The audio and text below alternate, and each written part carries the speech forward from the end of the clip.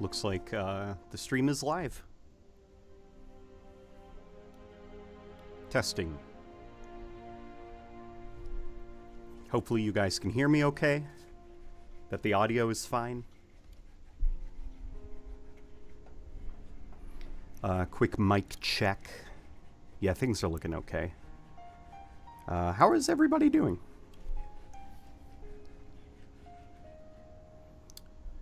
Let me pop on over to the YouTube sphere. Make sure that the stream looks super healthy.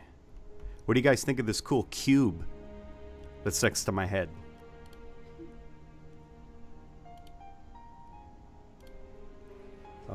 Yeah, okay. Yeah. It's looking good. Let's check out the chat though, because usually you guys are the experts. I gotta say, I'm proud of myself. The last couple of streams, there have been no audio issues from the start. Yeah, okay. Yeah. I'm good. How about you? I am doing fantastic. I'm glad that you asked. I just finished up the Halo 3 portion of the evolution of the Magnum. This one's gonna be a cool evolution video, guys. Like, I don't wanna toot my own horn, which is a very silly saying. This one's gonna be good. Very, very good. I'm gonna show you something. So, my goal is for every single portion of the evolution, when I do like a showcase of like a character, or a weapon or a vehicle or something, I want the graphics to aesthetically fit each game. So the reason that this specific evolution video is taking so long is because I'm teaching myself the aesthetic art style and UI design of every single Halo game in order as I'm editing them. As well as like creating pop-ups, creating animations that I can save and reuse later. So far, I think I've got the Halo 3 one down. That one was surprisingly difficult. I know that I've said Halo 3 was my favorite Halo game, but Halo 3 was the hardest. It's mostly because like Halo 3 is, of like the 2000s Halo games, it was probably the most minimalist, you know? And as a result, it was so easy for it to just look like generic, like, cards, you know, squares on the screen, because that's like the Halo 3 UI style. So I had to get kind of creative, and I had to dig around a little bit for inspiration that looked better in motion.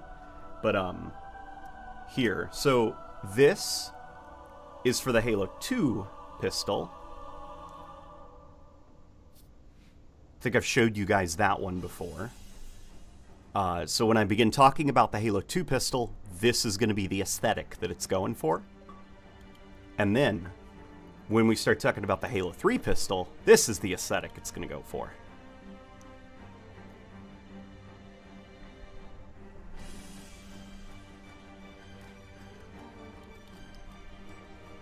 Yeah, and I was pretty proud of those. Here, let me share this onto Twitter.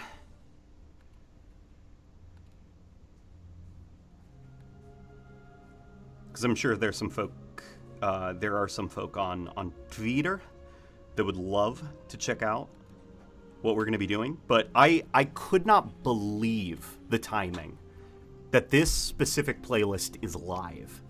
While I'm editing the Evolution series, because it's exactly what I need. It's the weird playlist from Halo Reach, where all the weapons are kind of like rebalanced to feel more like Combat Evolved. So, okay.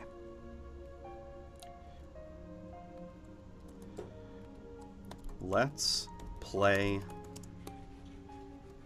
Hey guys.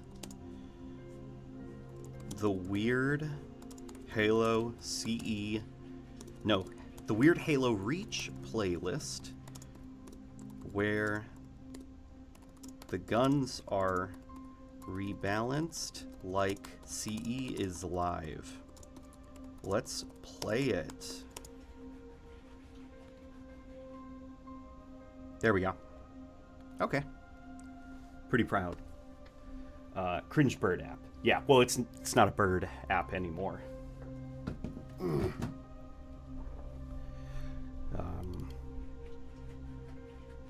There's another little cool animation pop-up thing.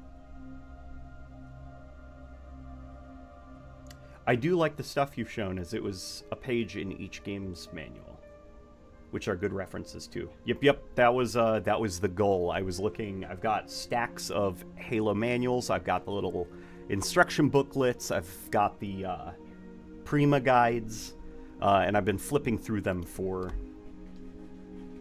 inspiration. And they are pretty damn good inspiration. I'm trying to see if I can find some other stuff, because I got quite a few things that I did. Of course, there we go. There was the final product of that. Trying to animate the that Combat Evolved logo, that like weird the line work in Combat Evolved, trying to envision what it would look like animated. I got inspiration from a guy who did a pretty good job on Twitter. So I went in, redrew all the assets myself, and animated them in a way that I thought would look kind of cool.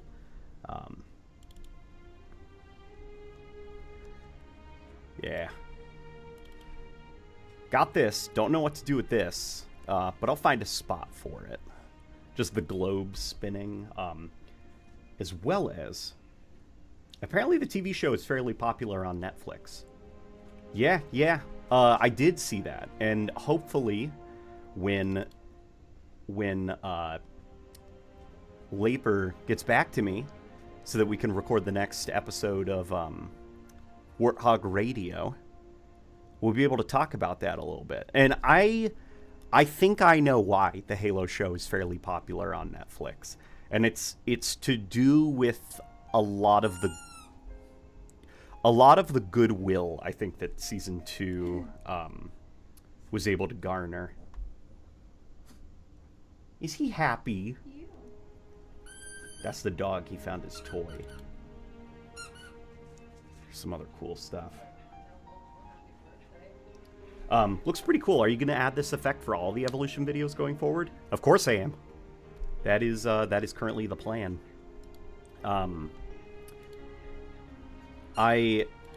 Since I'm almost done, right now what I'm working on is the ODST portion, and I think this is going to be the hardest, because it's, So Halo 4 and Halo 5, a lot of its holographic UI effects actually rely on, like, stock assets that you can find and stuff. It's like, you click around holographic sci-fi pop-up on Pinterest, and it's, like, basically a lot of the stuff that you can find. But a lot of the stuff in ODST for the Superintendent it's, like, very, very handcrafted. And I'm gonna see if I can... What I've essentially got to do is... So think of, like, the loading screen for ODST.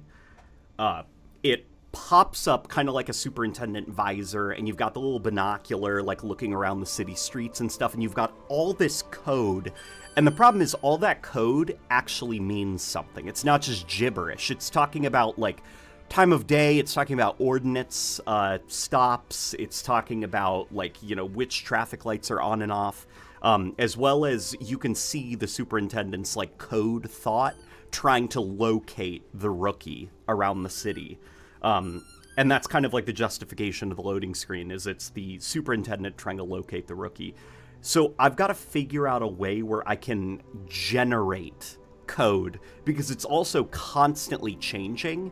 And in Premiere Pro, I have to do all that myself. I'll have to type out the lines of code, enter a keyframe, change it to a new line of code, enter a keyframe. And so it can be paragraphs and paragraphs of garbage. The fun is that I can hide a lot of Easter eggs in that fake code, but it is very tedious and time-consuming. So I've got to figure out a way to automate it for me.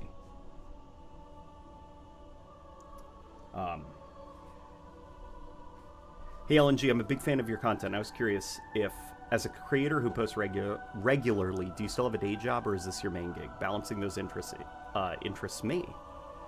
Thanks. This is my main gig.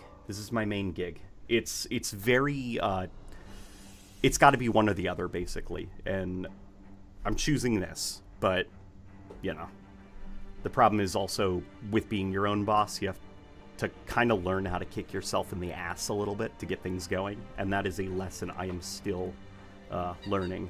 But if you guys want to see... Let me mute this, though.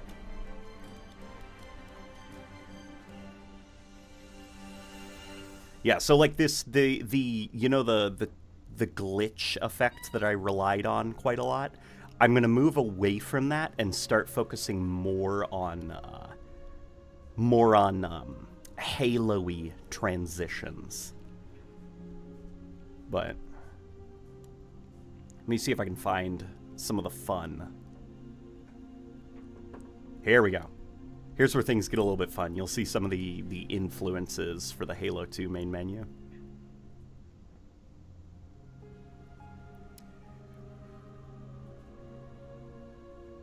Yeah, there we go. This evolution video, this is the reason it's taking so long. It's because I'm focusing a lot on, like, this kind of stuff.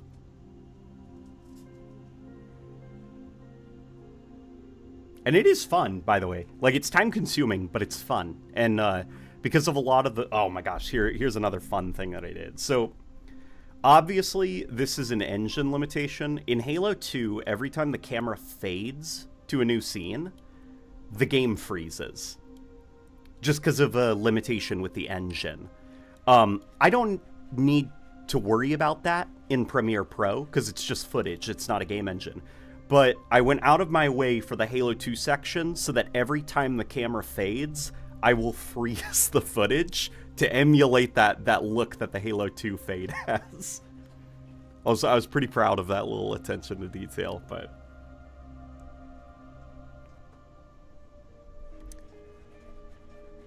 Yeah, but we're working fairly hard at this. Making sure that it all comes together relatively smoothly.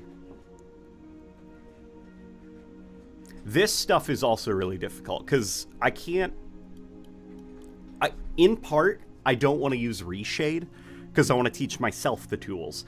But also because some stuff just can't be done in reshade, so anytime that those lines... Anytime that there's, like, lines and stuff on screen like that, like Chief is... silhouetted, I had to hand draw each of those lines, and then I had to keyframe them with his body.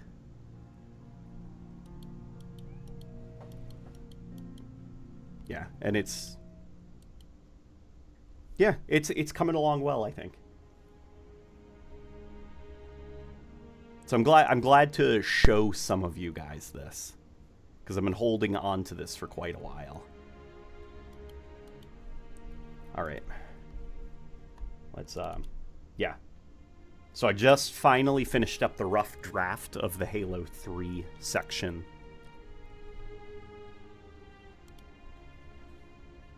That sounds annoying. It is pretty annoying, and I've got to figure out a way, again, to automate it. What I was thinking of doing was learning Blender. But there's another problem with learning Blender. I know nothing about Blender, so I'll be starting from the beginning. And I need it to not look like it's in a different engine, you know, or a different tool. I want it to look like it's in the Halo 3 engine. There's this mod, a fan campaign that released recently, or I guess re-released. It kind of got remade a little bit, and it's cool, by the way. And the cutscenes for it are really cool as well. But the cutscenes, I think, are animated in like that Steam animation movie maker program thing. Because it doesn't look like the Halo 3 engine. You know, it's got that like smoothie look to it. And I want to avoid that. I want to make sure if I do any 3D animations of any kind, it has to look in-engine. It can't look like I loaded up the Unreal Engine or Blender or something. And since I'm starting from 0, I do not have faith in my skills. Partially because I have no skills right now. But, alright guys, we're going to be checking out this Reach CE Anniversary. If any of you guys have the Master Chief Collection and want to hop on, because I've got a feeling it's not the most populated playlist, but Source Filmmaker, that's what it's called.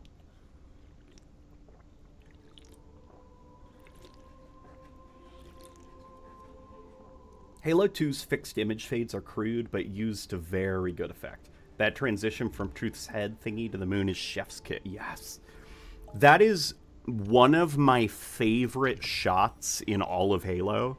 Or transitions, I should say. Because it's not just cool looking. It's a transition that has narrative context and foreshadowing. Because it's Truth's, like, the crown of the Covenant, and then it fades to the Earth's moon, and then the camera looks down at the planet Earth. Like, Earth is next. They've dealt with, you know, the Arbiter. He's going to go be, like, stripped of his rank and stuff, but now the Covenant are setting their eyes on the planet Earth, and the transition reflects that. So it's artistically cool, and also narratively cool as well. It's just one of those things where the sign of, like, a really, really, really good director, cinematographer, etc., is if even, like, the position of the camera has narrative importance. It's not just there to look cool, it's there for a narrative reason. That's usually the sign of a really good...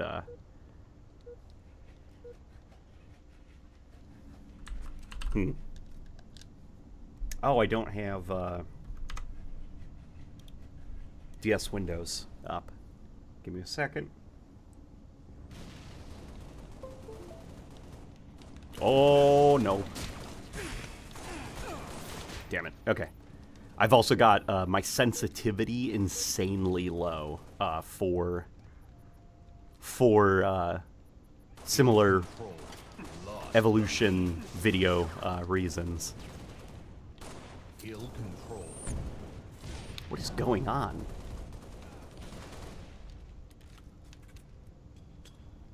It feels odd. Aiming feels very, very weird. Maybe I'm just, like, not used to it? I can't imagine that's the case. Oh boy. Damn it. Okay. Ill move. It is weird, but can you tell what server you are playing on? I cannot tell what server I'm playing on. I'm playing matchmaking right now. There we go. What's the cylinder thing on the bottom of the assault rifle for? I think it's a grip. I think it's a kind of grip.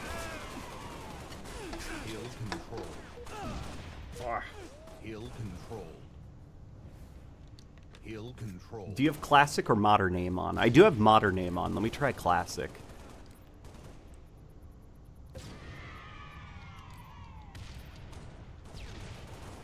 Oh, it feels much better now. Yeah, some of these Halo games, modern aiming doesn't feel good on them.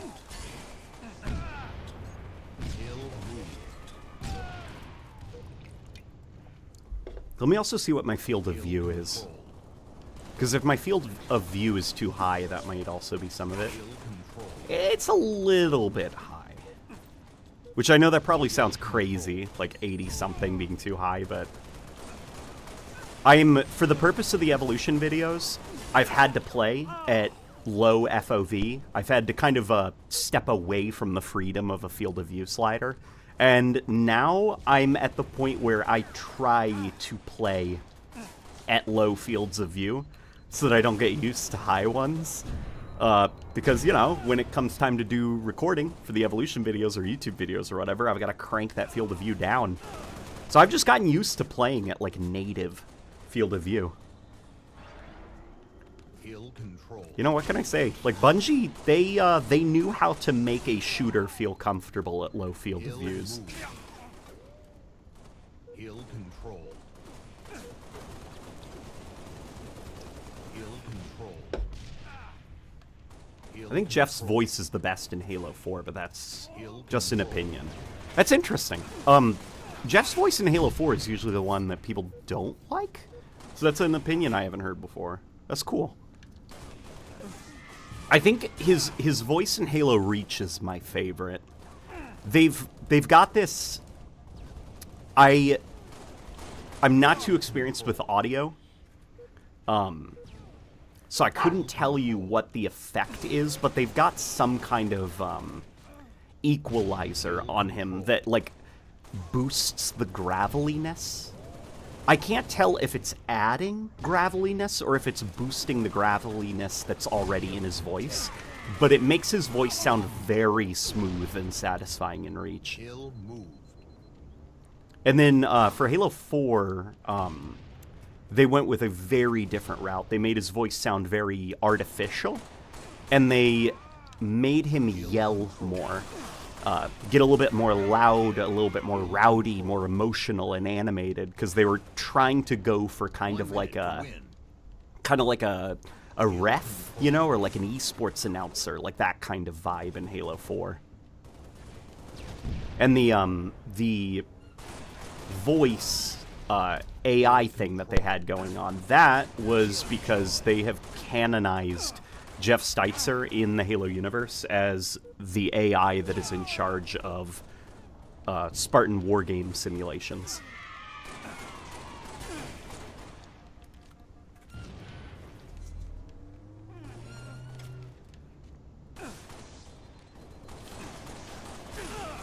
Dude, the Reach pistol with a low rate of fire and 3 shots to kill is crazy.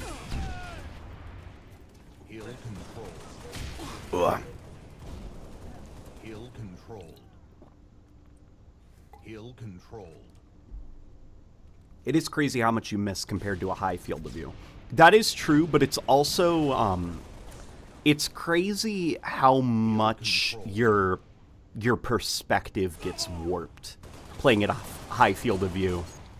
It's very hard to dodge incoming shots at a high field of view because the Reach, or the Halo engine in general, it was never, more so I'd say than most engines, it was not well designed for a field of view scaler. So what'll happen is stuff will look very tiny on the screen, even if it's just a couple meters away from you. And when an object is coming towards you, whether it be a plasma bolt or a grenade, it will look like it suddenly accelerates rapidly. And that's because of the fisheye, like, warping. As it gets closer to you, it kind of, you know, looks like it's accelerating. And you don't get that distortion when you play up the native field of views that the developers designed the game for.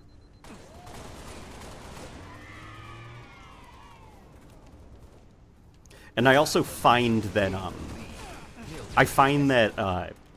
Bungie, they were really good about each of their combat zones being designed around the field of view. So it's like, look at like my screen, everything that I can see, it almost looks like it's framed. I see exactly what I need to. Like, the geometry itself has been designed around how narrow the field of view is. You're never really in an environment where stuff will come at you from an angle you couldn't see or predict. I mean, look at this. This is almost picture-esque how perfect the framing is. Yeah, it's just... These Bungie games are good, man. It's... Halo Infinite is probably the only Halo game in the entire franchise where it feels like it was designed for 120 field of view.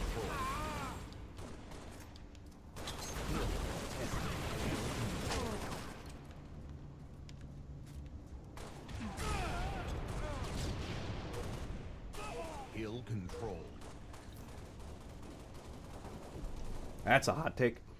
When I was a kid, I thought the announcer-in-chief had the same voice actor. Yeah, it is a... Well, okay, is it a hot take, or is it kind of like a... Because I'm not saying that low field of view is better or anything. If I were to say that, you know... which, if you guys wanted me to do a hot take, I could have a hot take about that. Because as I've gotten older, my opinions and my views on things have actually changed a little bit. And some of this is also inspired by the views of Jamie Griesmer. Look, did you see that? That rocket? If that was a high field of view, I probably would not have been able to dodge that rocket so well. Because I wouldn't have had a very good, like... The acceleration would have looked all screwed up by the high FOV. But, Jamie Griesmer, the guy who designed not just the sandbox of Halo 1, but also kind of was instrumental in the controls of Halo and the way that Halo's aim assist works under the hood. He's also like I think he's a theoretical physicist, or that was at least the degree he got before he joined Bungie. It's just like crazy, that guy. He's really smart when it comes to game design. Really, really smart guy. He said basically that the issue with a high field of view like that is... The issue with high FOVs is that people look very small on the screen because your view is so wide, so it looks like enemies are very far away when they could actually be just a few feet away from you. And also, you know, that distortion, it'll look like they're moving quicker and quicker as they get close to you. What he also found was that when playing games at low field of view, how players have like that better sense of how close an enemy is to them physically, and so melee becomes more common in the combat loop. You think of like the days of Halo 3, Halo Reach and stuff, where you'll be firing your assault rifle and you'll feel confident about running up to the guy and also smacking them with your gun to kill them. Where in Halo Infinite, that's a little bit more rare, because usually the gunfights take place at range. You're always zooming in and stuff.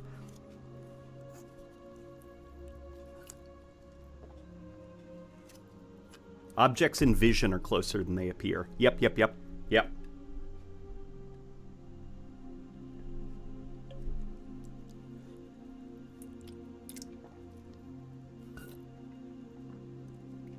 The Halo games are well designed for their FOVs, but the distortion scaling with FOV is identical to other games. Not quite identical. The way that a field of view scales is different from game to game. Like a Battlefield... Well, at least Battlefield 5, if I remember right, its field of view scaled more horizontally. No. It scaled more vertically than it did horizontally. So you'd get this, like...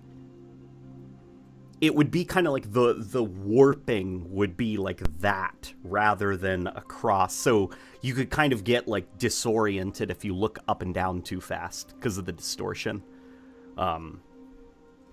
You know, and if you design like your game around a high field of view, you can get around like a lot of the distortions and warping. Did anyone else see the recent Battlefield leaks? Dude, the new Battlefield... The new Battlefield looks good. Even my cold, cynical heart is warmed by the Battlefield footage that leaked. I began dating my wife.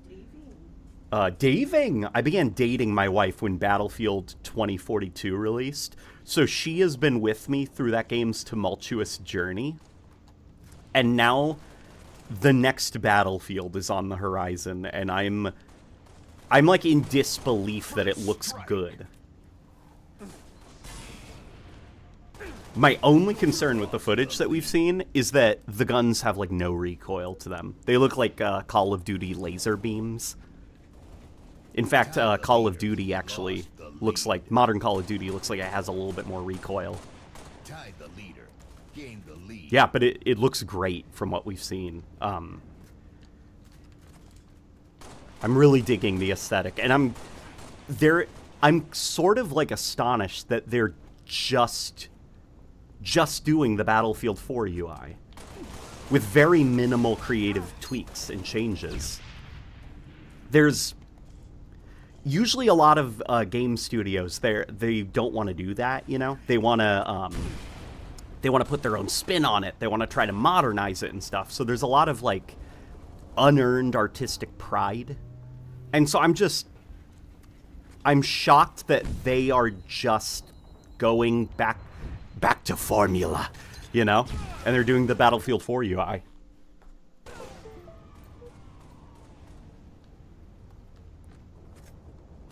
Don't worry, Taras. DICE has plenty of time to screw things up. Have a little faith. Oh, don't get me wrong. I am not, like, Battlefield's back, baby. I don't think Battlefield can be back because of the changes that they made with 2042. I did notice in the footage that the gunplay had very little recoil. Soldier movement looked snappy, quick, and responsive.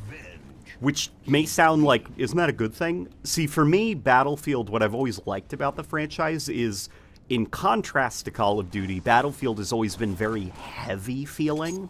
There's been, like, a delay to your soldiers' movement, a lot of inertia and acceleration. It makes your dude feel really, really, really heavy. And in 2042, they completely removed that aspect of the Frostbite engine. In favor of something that felt more like a modern Call of Duty game, like very quick, very snappy, very twitchy. And I saw that in the leaked footage. I was like, okay, they're still sticking with that, like, Call of Duty style, you know, weightless, snappy, twitchy movement. But, you know, it is what it is, and the rest of the game at least looks fantastic. If the guns have spread, they should be fine. It's a little bit more than just spread. It's also visual recoil. Not necessarily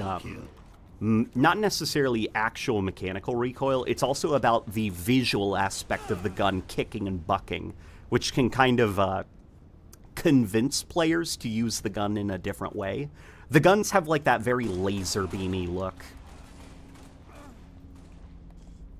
And I'm sure that the new Battlefield game does not have a suppression system, which I think is going to be a problem. I think Battlefield is more fun to play with a suppression system than without one. I want to say that the third-person animations look a lot like Battlefront 2 movement. They're probably using a lot of animations from the Battlefront series. Because those Battlefront games, they have excellent character animation. And one of my favorite aspects of the Battlefield 5 iteration of the Frostbite engine that thankfully carried over to 2042 was characters on your team in third person will have dynamic, almost NPC-like animation, which doesn't actually, like, affect their hitbox or anything. It doesn't affect their gameplay or anything. It's purely a visual component. What the enemy will see is just standard soldier animations. It's only for your team. So, like, if a guy runs up to a wall, it'll play a very fast animation of that soldier, like, slamming himself into a wall to break, you know? Or if a guy is running through water, he'll kind of, like, do the hop and he'll hold his gun above water so that it doesn't get wet. Like, it's little stuff like that that's super cool. And I hope that they keep those aspects of the Frostbite engine in this new one. I low-key love the DICE Battlefront games. They have their issues, but man, they were fun. Yeah, the DICE Frostbite, or the Frostbite Battlefront games I like. Battlefront 1, I love visually. I think it is one of the best looking games ever made. And Battlefront 2, I just think it's a solid class shooter. I just think it's a damn good Star Wars shooter. My wife actually played it with me years ago. We liked the mode where you had to hunt down the stormtroopers as Ewoks, and if you got killed by an Ewok, you joined their team. That mode was fucking awesome. It's like the infection mode in Halo, where if you get killed by a zombie, you become a zombie. Only it's with Ewoks. It's very funny. Battlefront 2015 was too scared of the prequels. I don't think it had anything to do with being scared of the prequels. I think Battlefront 2015 was rushed. Which seems to be the case. Like, a lot of ex-DICE folk have spoken out in the years about how they... When you combine the speed at which EA got the Star Wars license with the lack of enthusiasm after the EA leadership change, and then the new... I forgot who it was at EA, but he was a lot less interested in Star Wars than the previous guy was who secured the deal, combined with launch issues for Battlefield 4 and them having to pause work on Star Wars to fix up Battlefield 4. They didn't have a lot of time to make the first Battlefront game. And, you know, that's why it doesn't have a campaign. It just has, like, kind of like those weird arcade modes.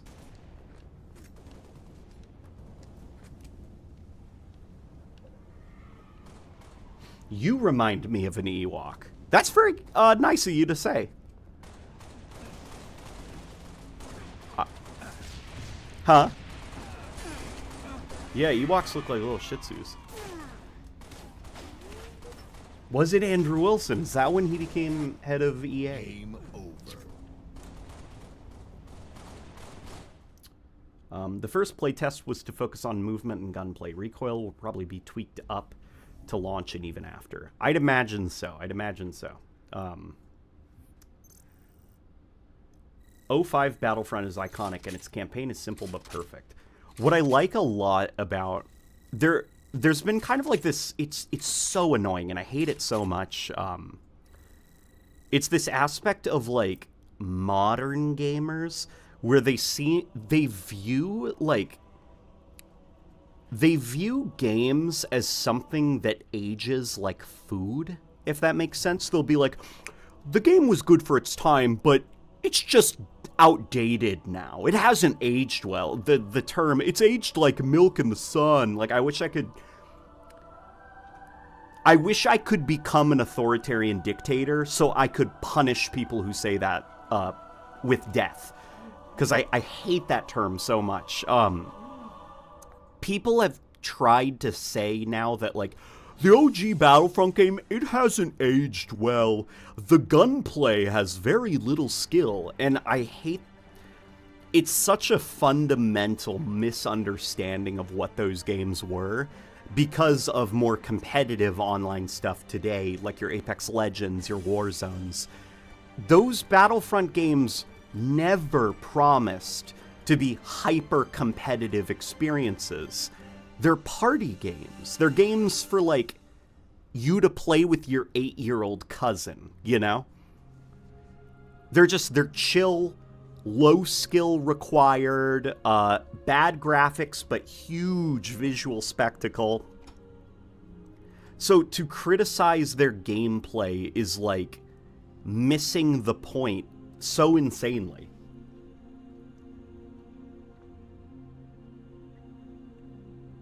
That's like saying Jaws has aged poorly. It's 50 years old now, and yet it's still a phenomenal movie. Yep, there's some of that as well. Where it's like, you know, I hope to God that you're not saying that a game like Apex Legends is something that feels more modern, because I'm going to find you in 10 years, and by your own logic, I expect you to say that Apex Legends has aged like milk. Because, you know... apparently games get bad as time goes on. Yeah, I hate that logic that, like, a game somehow becomes bad if X number of years have passed. Because that means whatever you're playing right now, enjoy it, because I expect you to say that you hate it in 10 years. Because X number of years have passed. Whoa, you look so different without your glasses. Also, sup. I don't even know where I put them.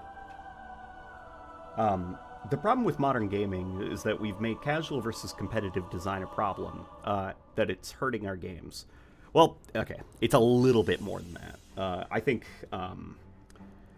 I think a lot of games have gotten very homogenized. Most if not all games share the exact same mechanics, exact same control schemes, as well as the exact same UI styles and color rules. And I think that we could do with a little bit more variety in games that come out nowadays.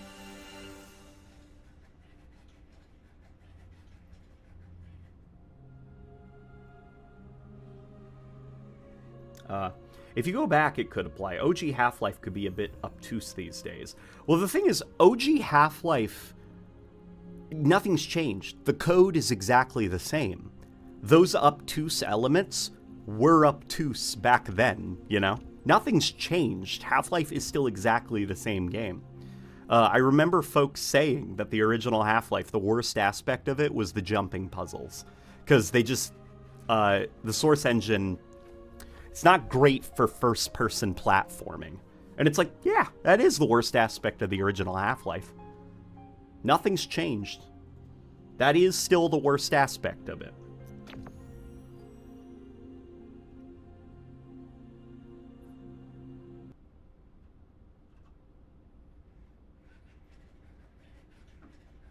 I adore the UI design for the original Battlefront one, with all the blue and orange holographics.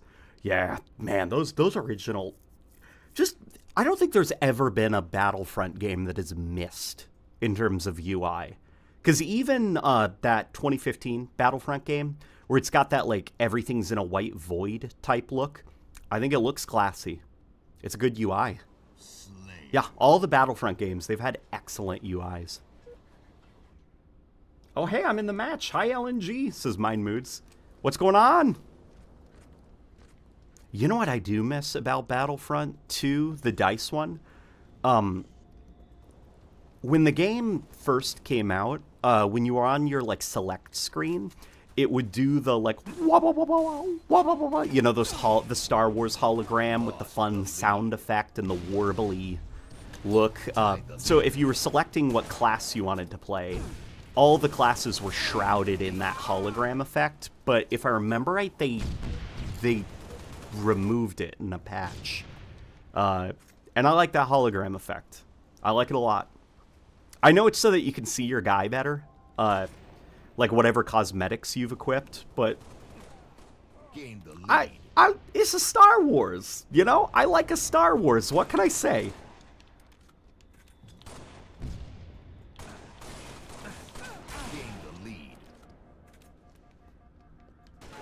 Oof, oof, oof.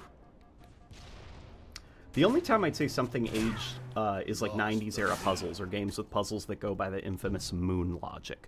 Well, see, I wouldn't say those have aged either because people made jokes about those even back then. You're talking about like Nancy Drew type games, right?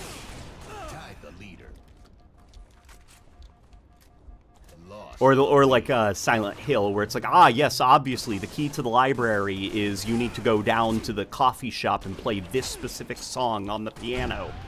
Like, those kind of puzzles, right? People made jokes about those even back then. What makes people not talk about those elements so much anymore is because, you know, part of loving a game is being able to say, yeah, it's got like these weird elements, but the game's good. Like, there's no... I don't think you'll ever see a game where every single aspect of the gameplay is perfect, and the perception of it will not change with time. Because standards are constantly changing, people's interests are constantly changing. So I have tried to never, ever say that a game has aged poorly or a game has aged badly or whatever, because, like, nothing about it has changed. It's exactly the same thing. It's just the kind of games people want or the kind of mechanics people want are constantly changing as time goes on. Like, if you told me, maybe 10 years ago, that the most hyped game of the year for a lot of people was a third-person Gears of War style shooter with a big buff marine man fighting swarms of alien creatures, I wouldn't have believed you. I would have said Gears of War, like those kind of games. I'm talking about Warhammer, by the way. Like those kind of Gears of War type shooters, those things are so boring. They're so outdated now. Nobody likes them anymore. Times have changed. That style is kind of back, you know? People miss those big spectacle third-person shooters that Gears of War used to be.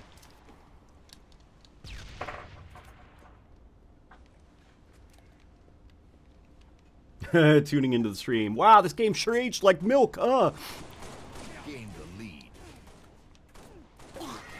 Killjoy. Double kill. Gain the lead. I feel like there's only a homogenization if you don't look outside the Western AAA sphere. Japanese devs like From Software, Square, TM Asobi, and Capcom, etc. are killing it. Yeah. It is a lot of like Western game development. Think about Sonic and how the more dramatic stories have come back. Yes. Yeah, good point. Which, speaking of Sonic, I have downloaded that Unleashed PC port, and it is very good. God, Unleashed got such a bad rap. That game was always great.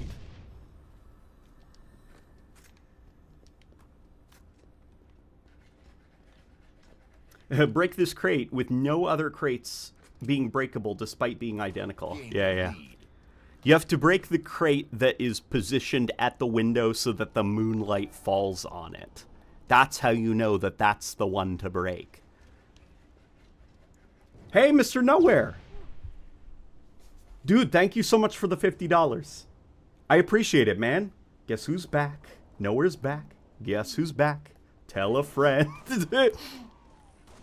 I got a laugh out of my wife. Dude, it's awesome to see you. How you doing, man? Last time we chatted, you seem stressed out. I assume things are going better now?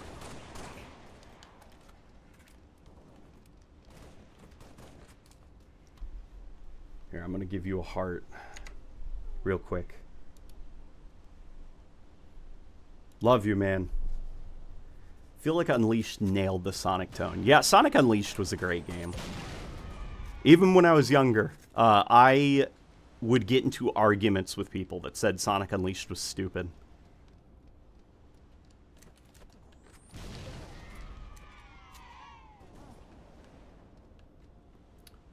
But yes, I've never thought this game aged like milk. Closest I've ever gotten to thinking is Man X feature was so jank. I'm glad the sequels and mods improved it.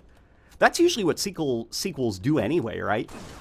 When, like, a game comes out and a certain mechanic isn't working, usually it changes in the sequel, you know? And that's less of, like, an aging thing, and that's more of, like, a, yeah, the sequel got a little bit better. Oh, this is a split-screen guy, methinks. Oh, that sucks. I accidentally meleeed that guy. Well, he was being assassinated. Good enough for a financial donation. So yeah, pretty alright, says Mr. Nowhere. Dude, that's awesome to hear. I'm glad things are going better. What have you been up to lately, dude? Where do you get Unleashed for the PC? You can find it. You can find it. Go to the go to either the Sonic subreddit or the ROMs subreddit, and you can find it there. 5 minutes remaining. Hi, LNG, says Ahmed. How you doing, buddy?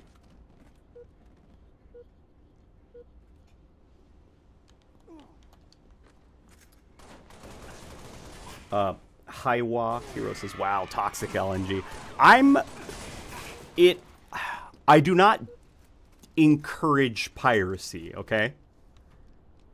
I would never encourage piracy. I would never encourage you to go out of your way to the ROMs subreddit where people might be sharing the files for you to download, because I would not endorse that, you know? I would never say that you should go to that subreddit and download the files hosted there and double check in the comment section to make sure that, yes, it is the correct stuff that people are sharing. because Sega refuses to bring Sonic Unleashed to PC, so it took the fans to do it themselves. I'd never do that. And I certainly have not done that myself. No, of course not. Right. Listen, like, yeah. No. I would certainly never say that piracy is completely justifiable if studios do not give us ways to buy older games and play them on modern hardware. I would never say that.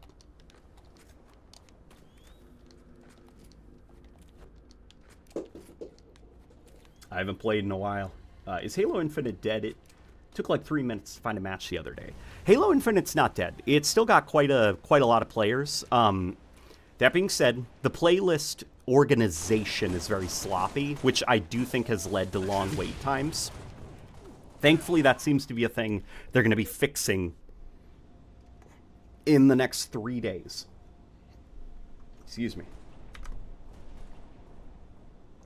Same old, man. I would love to join the games, but I'm house sitting for my mom while she's out of town. Okay, gotcha.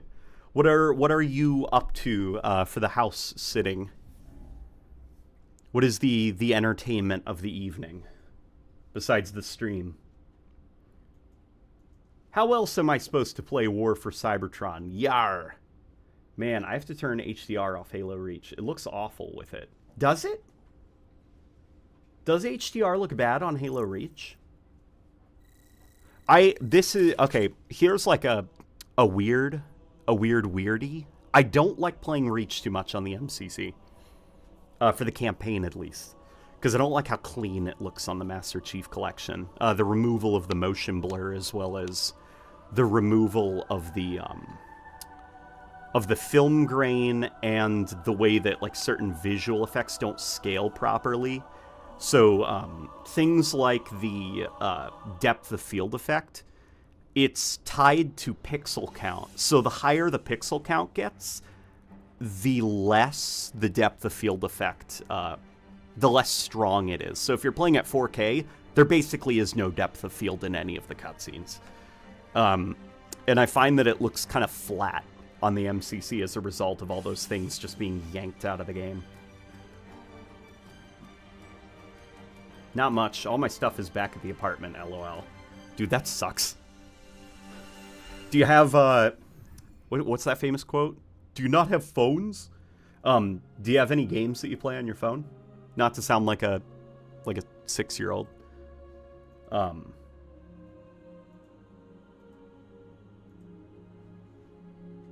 Thinking of pausing my hero grind to queue up. Dude, I'm taking a bit of a mental break from Gruntpocalypse Fiesta because it is grueling, the grind to get to the hero rank, just doing Gruntpocalypse Fiesta over and over and over again. I think I'm going to wait until the playlist refresh to see if they fixed the legendary XP distribution. If not, I just got to do it. I gotta put in at least 10 games or 15 games of Gruntpocalypse Fiesta every day. And then I'll be able to get to Hero.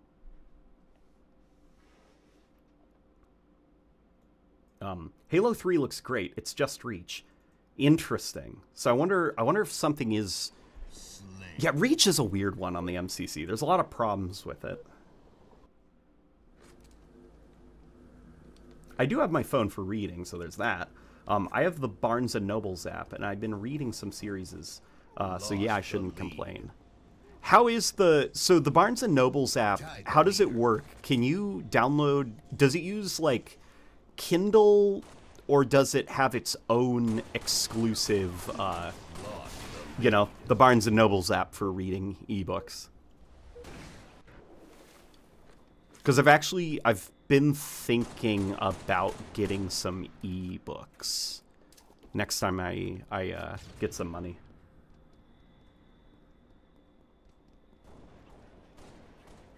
Same here. With the XP boost disabled, I've been playing normal Fiesta Firefight. Got up to 8K some games. Yeah. It all depends on how good you are at beating the other players to destroying the phantoms. And sometimes I am just not fast enough, man. It's...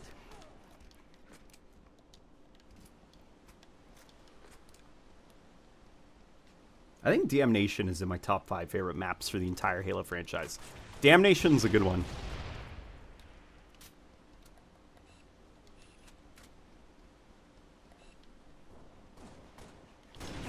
Of course I miss.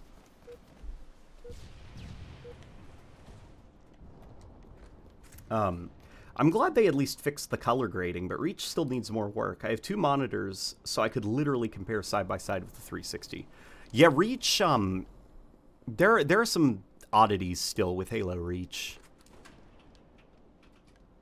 Probably the worst offender, I think, though, out of everything is the tick rate increase and how it changed the difficulty. Because they just, like, never fixed that. Like, Halo Reach on the MCC is just too difficult. It uses its own exclusive program, and many series can be downloaded digitally. Doesn't beat the feel of a physical hard book in your hands, but it's still pretty good. Yeah, that's... I mean, I'm not expecting it to beat the feeling of a physical book, but it is definitely, I think, convenient, especially at night, that it can kind of act as its own nightlight.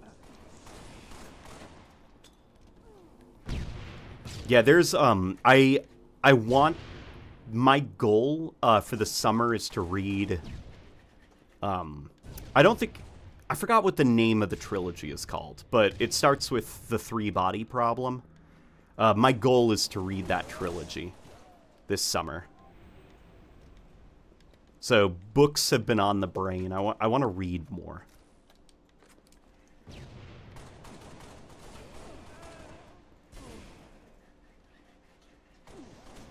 I started playing more quick play than Fiesta Firefight for leveling up in passes since I bought Frontlines.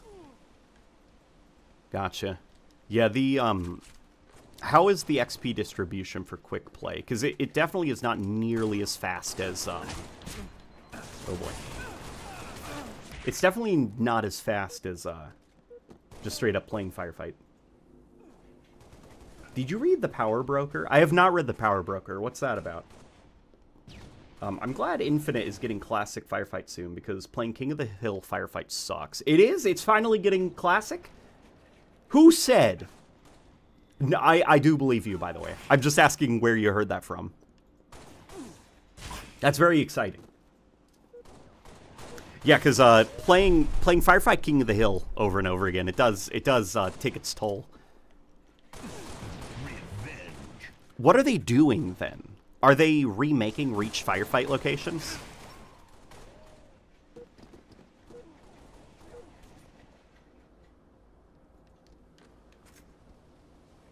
Man, I need to get back to making my Reach Overhaul mod. I'm also curious with how my sandbox changes would be for multiplayer.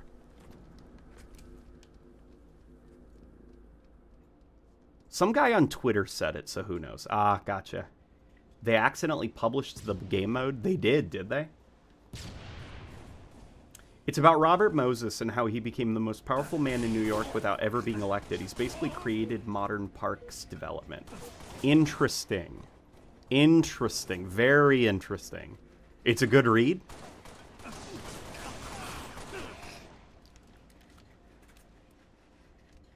Shadow of the Torture is a good one. Shadow of the Torture. Pitch it to me. I can tell I'm getting older. These kids are beating me at Halo now.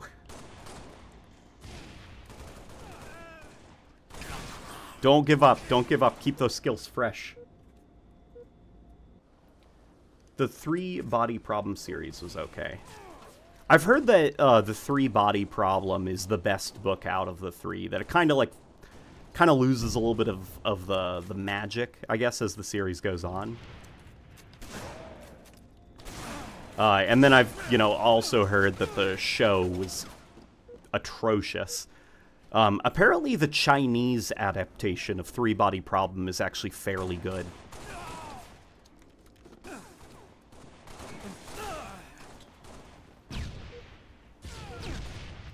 Low-key excited for the new Halo 5 Pass for Infinite. I'm looking forward to it as well.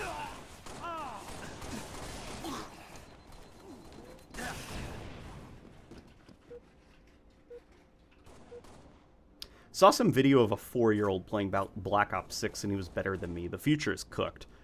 To be fair, Black Ops 6, it's not difficult. Not difficult to be good at that game, because that game kind of plays itself sometimes. Oh my god.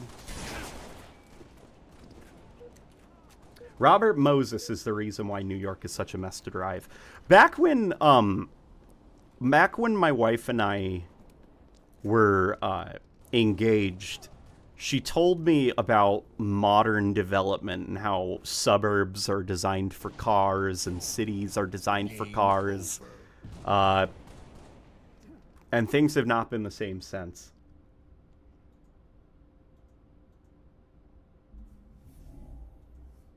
Oh, did you read Empty Throne? I did not read Empty Throne yet. Is it good? I've actually been avoiding spoilers about it. So I'm curious to hear if it's good.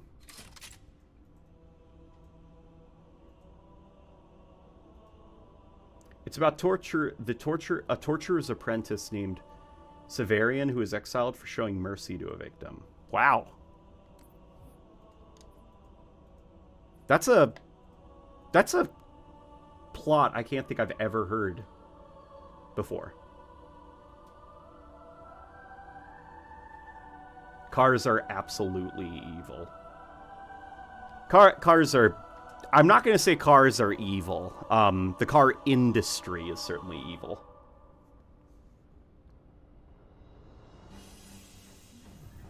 Yo, I was in your game, super rad. I know stuff about it, like that the writer of the books is an ex-franchise writer for Halo. Ex-franchise writer for Halo. Let me see. Empty Throne.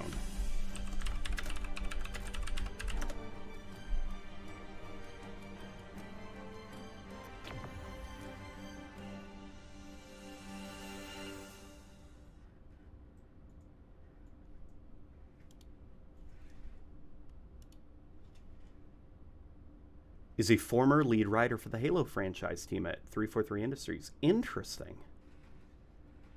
He began at 343 Industries as a content creator for the Halo Waypoint team, serving the author of most of Waypoint's fictional content and campaign gameplay videos.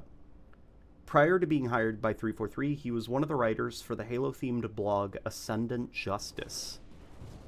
That's awesome. He started out as a Halo fan, and now he's... Then he joined the studio, and now he's writing, like, official Halo novels. That's cool, man. That's cool. Good for him.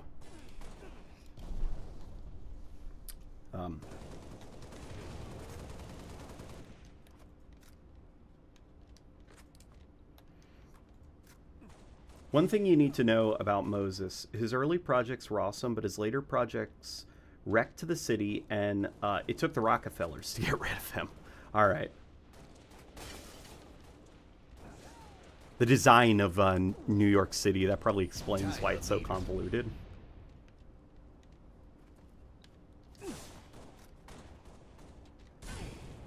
Lost the lead. Tied the leader. Put Master Chief TV show armor into game. Chunch made a great 3D model of the TV show Chief Armor. Did he? Did he fix the proportions? Because that Halo TV show, the armor... I can't tell which armor it is. Or if it's just like an issue with Pablo Schreiber's physique. But at least the scenes where it is Pablo Schreiber in the armor and not like a stunt double, Chief always looked bad in the show. It's very hard to explain.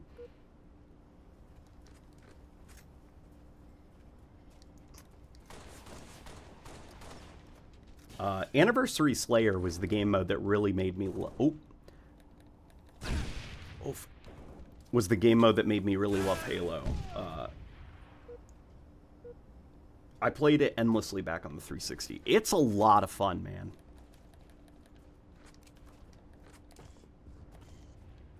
And they, like, obviously they couldn't do much with it because it's more or less just like a mod of, What does that fire mean? Like the trail of fire that follows players. What is that?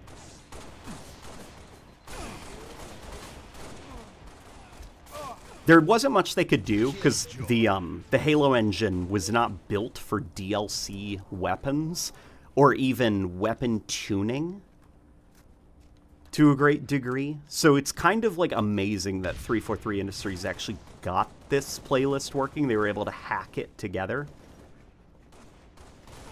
The way that it works, if I remember right, is these maps will load a patch that tweaks the values of the Halo weapons when you play with that specific game type.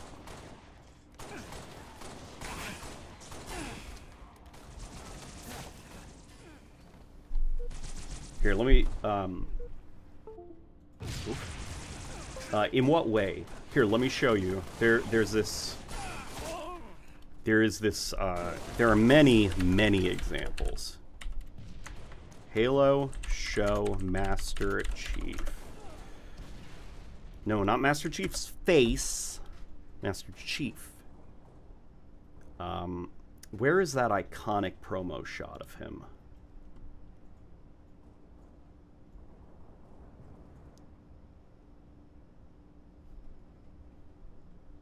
You know what? I could pull up the scene. You know what? After this match, I'm going to pull up the scene. There's this shot that everybody references back to as like, this is cool. I thought it looked awful, personally. It's the shot where Chief, after he crashes the Banshee into the Phantom, and there's all that fire behind him, and he's getting up. His legs are like that. Like, Pablo Schreiber is a man with bow legs, so unfortunately Chief also, he does kind of like a that wasn't a fart, I think I shit my pants walk a lot because of his bow legs. But, for that shot, if that was Pablo Schreiber, for some reason his legs were like, they go down, you get to the knee, and then they go out like that. Like he's holding in a pee this time, you know? And then it's also, like, sometimes the chest armor sits too low. And so it looks like a giraffe in the Master Chief costume. It's hard to explain. And then there's also the gloves. I don't think the gloves look good at all. They look like gardening gloves. Like, surely there's a way you could do it. But I think that Master Chief's glove type needs to almost look vacuum sealed to the hand. It needs to look almost skin tight, you know? Because the big puffy, like, gardening glove, like, Master Chief's gloves need to be thin enough that you could picture him being able to, like, expertly and carefully flipping a revolver around in his hands, you know? While also having a bit of thickness to them so that they don't just look like he's wearing latex gloves. Like Halo Infinite, I think is like, think of those scenes where Master Chief is like holding something in his hands. That's what the gloves should look like. That level of thickness. So seeing in the Halo TV show when Pablo Schreiber's Master Chief is like grabbing the keystone and he's got these fat, fuzzy mittens. It's like, you're not operating weaponry with those things, dude. You're shoveling snow.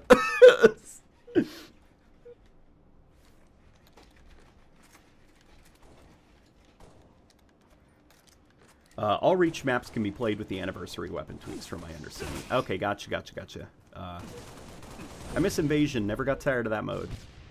I think fire is over shield. Interesting. That's cool. Is that just for this mode, then? That's fun. Oh, my God. Well, I took him with me. 5 minutes remaining. Like, I don't want to be mean, but Game over. I have seen cosplayers do the Chief outfit better than the Halo show. I almost wonder if, like, the Halo show something about the production of it.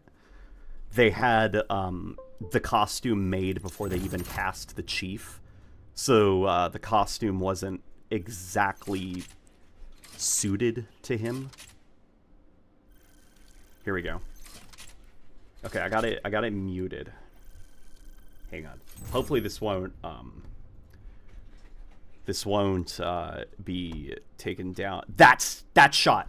That shot. Look at his freaking legs. What? Look at him. He looks like he has to pee. Why is he standing like that? It's just like, it looks so bad. And then let me see if I can find some of the shots with him where he's got the, like, unbelievably long-looking neck.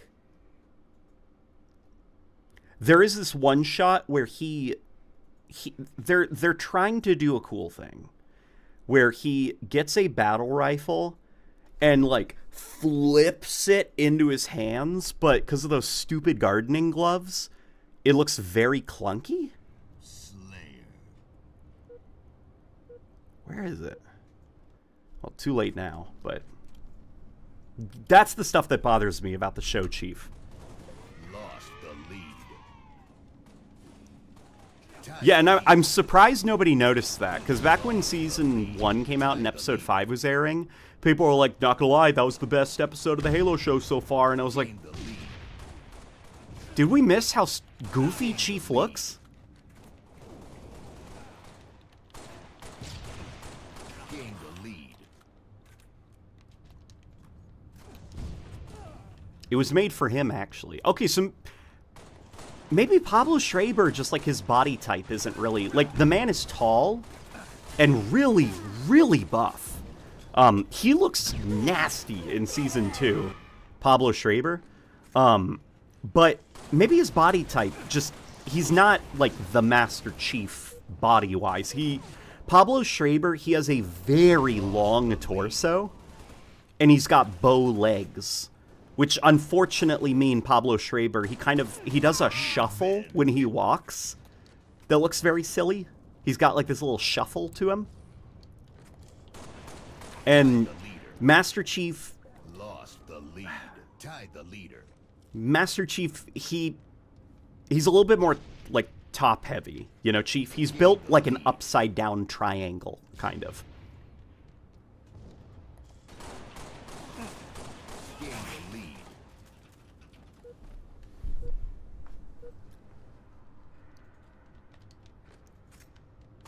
I still think about the CG assault rifle shot for no reason from Season 1.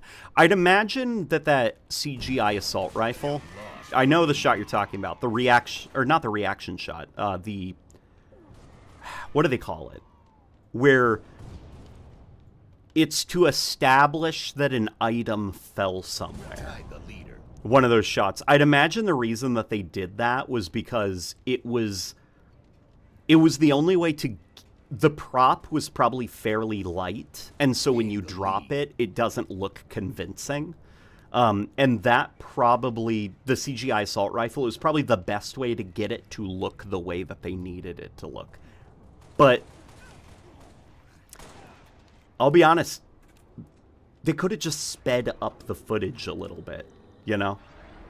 Like, I understand what they were trying to go for, and I would have chosen a different route, because I don't think it looked very good, the CGI assault rifle. Just that whole first season, there were a lot of issues with it. Like, all of the CGI in that first season was excellent. I'd go as far as to say Season 2 was a downgrade in terms of CGI quality, but the actual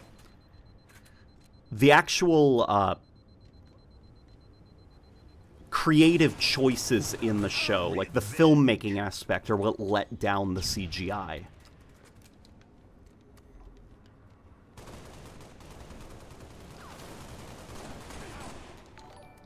I love this mode. Tip, if you crouch while shooting the Magnum, you don't get as much bloom. Really? Making your shots more accurate. Is that true? Hang on. Okay, hang on. Oh my god, he's right.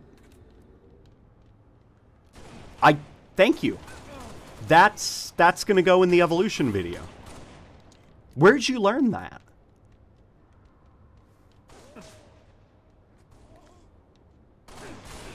Oh my god, this is a game changer. It's like a laser beam.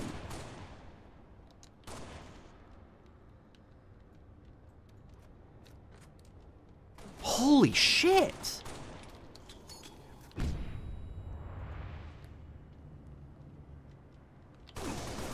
Damn it. There was no way I was going to win that. But I sent you the renders of Chunch's 3D model of TV show Chief over. Gotcha. Okay. Kai is good too. Don't know about the fourth one. LOL. Oh, we're talking about their armors? Yeah, the... What? Wow, God, what's his name? The guy who has the EOD helmet. I can't remember his name. For the life of me. His armor and body type, like that actor, he fit his armor like a glove. He looked excellent. Kai also looked great. Like, all the Spartans looked great. It was just Pablo. His physique is... It's the torso. The length of Pablo's torso combined with his bow legs. It makes him look a lot like that render of Combat Evolved Anniversary Master Chief that everyone clowns on.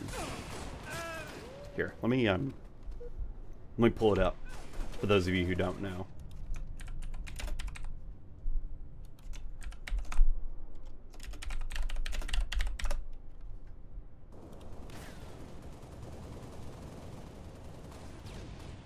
I'm getting close.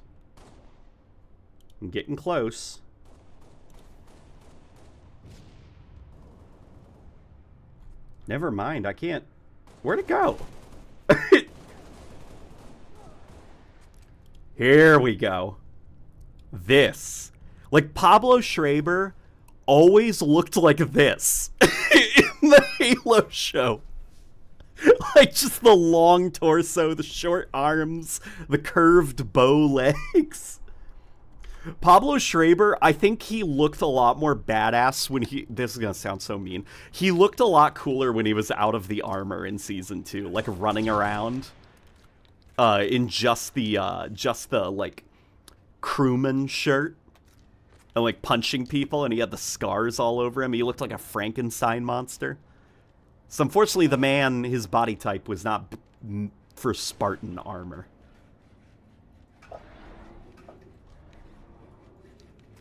Vanek. Yeah, Vanek. Hey, Late Night just joined the stream. How's it going? It's going awesome, man. We just learned an awesome trick about the Magnum in this playlist. If you crouch, it becomes a laser beam.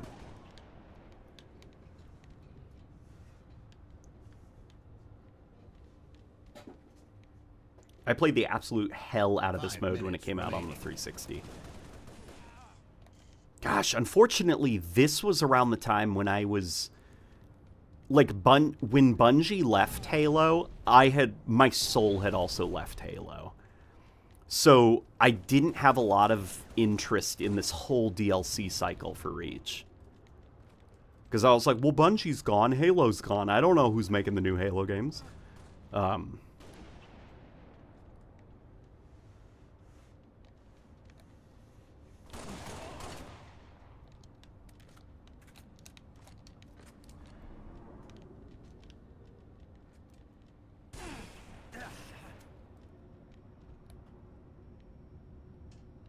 Does that work outside of this playlist? I have no clue.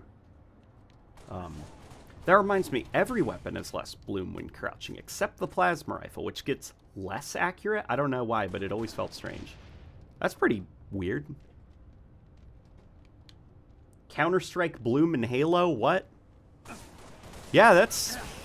Man, I wonder if that was deliberate. I kind of miss this, like...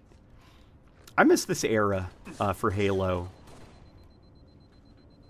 where the guns were more designed around relatively close-range engagements, and it was just a few weapons that were good at range. You know, and weird ways to improve accuracy that weren't just press the zoom button. That Counter-Strike era. What will your reaction be if they bring back Cortana in Halo 7 after killing her off twice? I'd be fine, man. Halo's not real. If the campaign's good, it doesn't matter. I'm a little... I guess I would be tired of the, like, oh god, more sad Master Chief stuff. Gain the lead. Like, I'm very tired of, like, Cortana is evil and Master Chief is sad. Cortana is dead and Master Chief is sad. Cortana is dying and Master Chief is sad. Like, I'm tired... I'm tired of Chief being sad, man.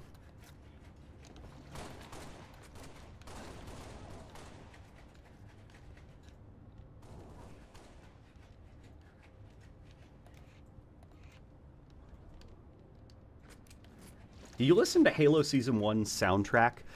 Is it available anywhere? I tried looking for it online, and Paramount, at least, I don't think published it.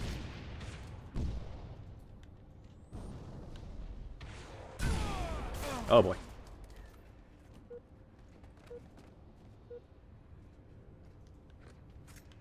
Yeah, at this point I've just stopped caring about the story. I'm in it for the fun gameplay.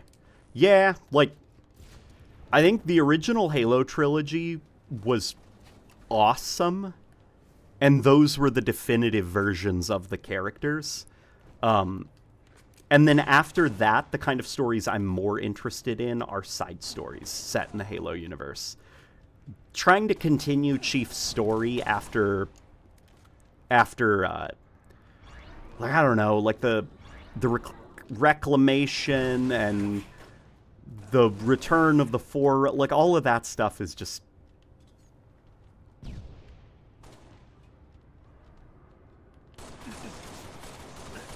It's a little bit much for Halo.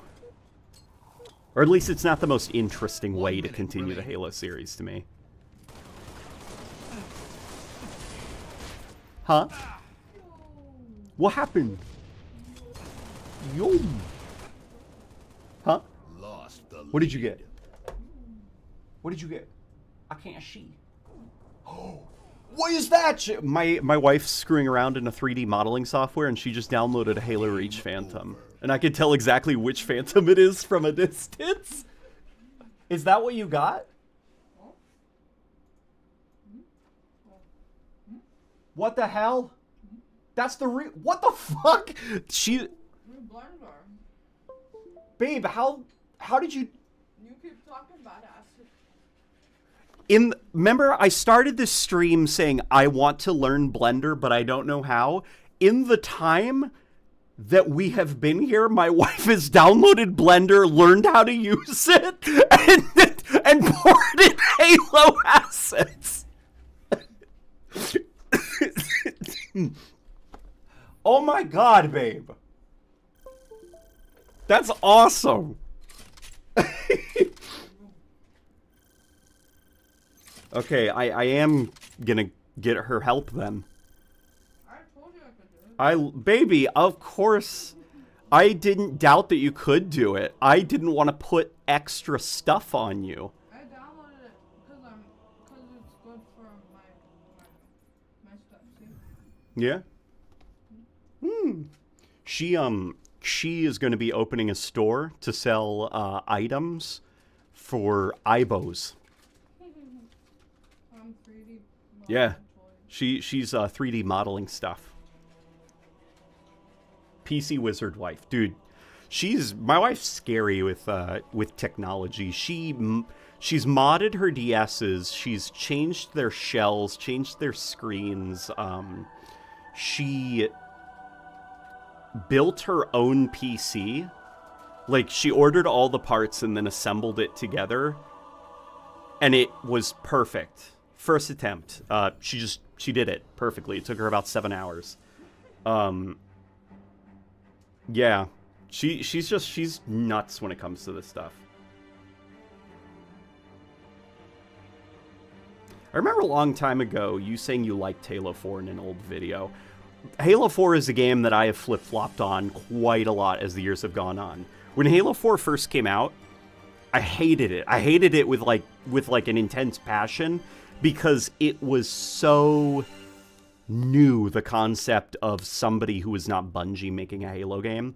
And Halo 4, you know, as time has gone on, we've all gotten used to 343 style of Halo, but it's hard to articulate just how weird Halo 4 felt. Like, you could tell it was not a Bungie Halo game.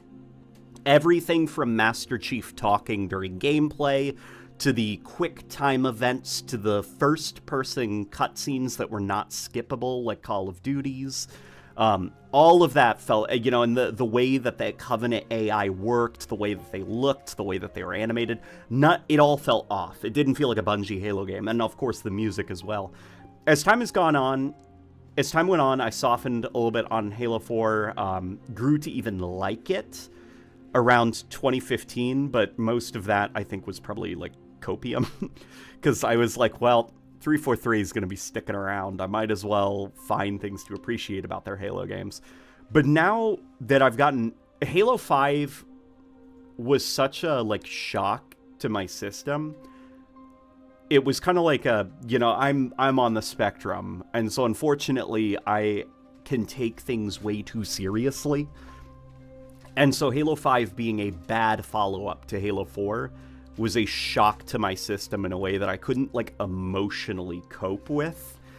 And it made me really like Halo 4 and intensely hate Halo 5. But now I've mellowed out a lot, and Halo 4, I think, is too self-serious as a Halo game, the campaign. I think Spartan Ops is good fun. Spartan Ops is a lot of fun. The story for Spartan Ops is honestly tonally what I would have preferred Halo 4 to be more like, where it's just a fun story set in the Halo universe, not this kind of like melodramatic deconstruction of Chief as a character.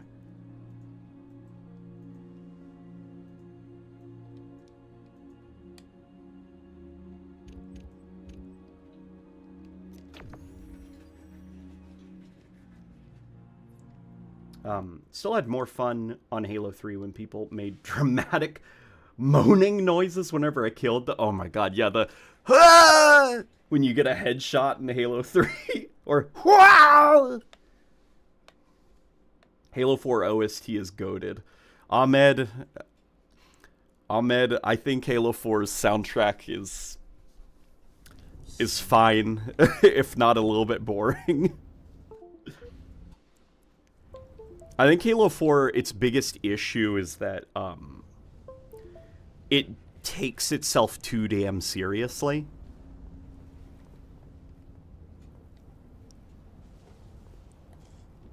Like, there isn't a lot of fun in Halo 4's soundtrack. It's a lot of, like, very serious pieces.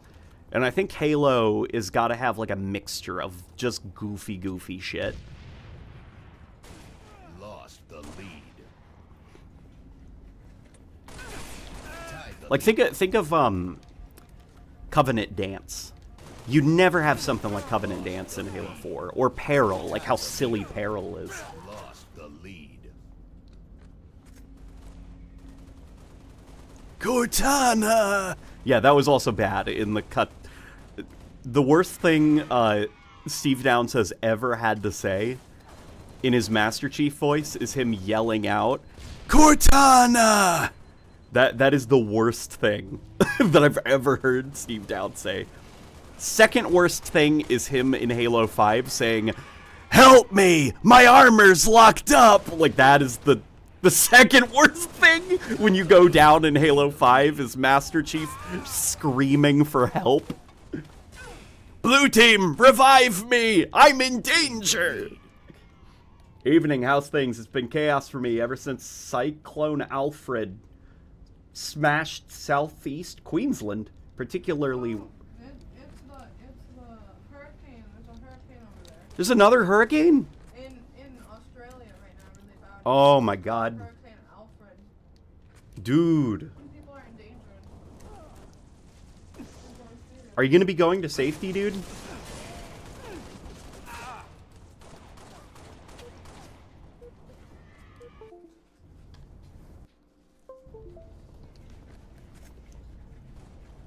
Are you a Civ fan? Seems like that game seems like a game that's up your alley.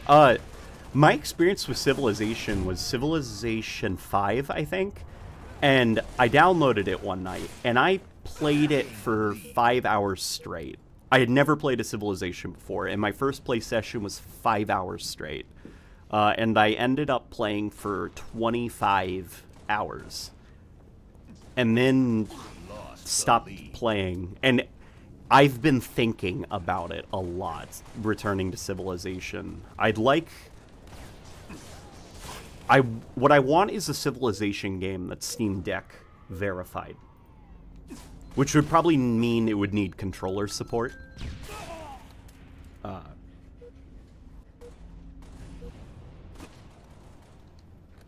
Ahmed's laughing at me.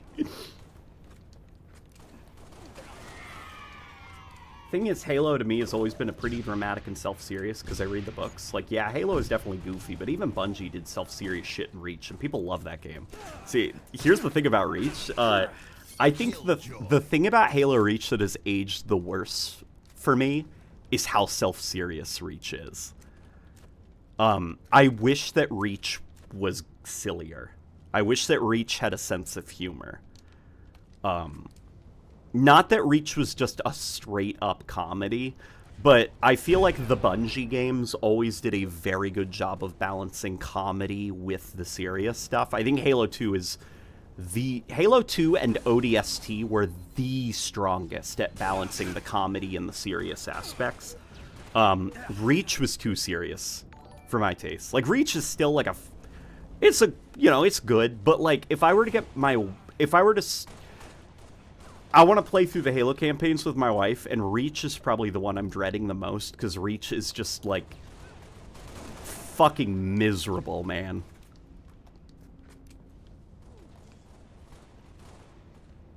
Like, we watched all the Halo 2 cutscenes together, and she would burst out laughing at some of the stuff Sergeant Johnson would say. Like him calling Guilty Spark Tinkerbell, or riding Guilty Spark. And you're not going to get any of that in Reach.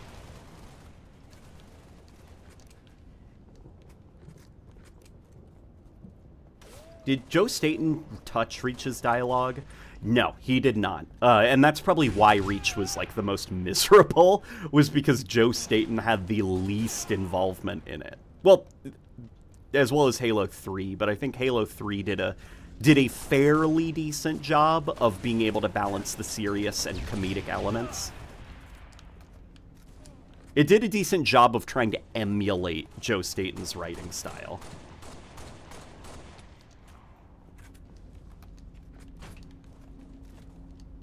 Joe Staten was not involved with Reach. He said that in an interview. Yep. Joe Staten also, in that interview, for people who are members, they have an exclusive segment where he talks about if the Forerunners are humans, and the answer is exactly what you think it is.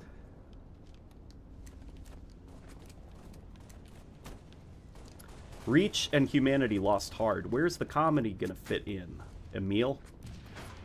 Well, I think it can fit in the characters. Like, think of, like, ODST. Like, ODST isn't funny when you start the first mission, when you get out of your pod and you don't know what's going on, and, like, the music is ominous and creepy, and there's, like, brutes howling in the night, and everything's raining, you know? Like, that's very, like, not funny. But it's, like, the characters are funny characters. The way that they bicker, the way that they argue, and they're in a serious situation. And that's kind of where the humor comes from. It comes from the characters.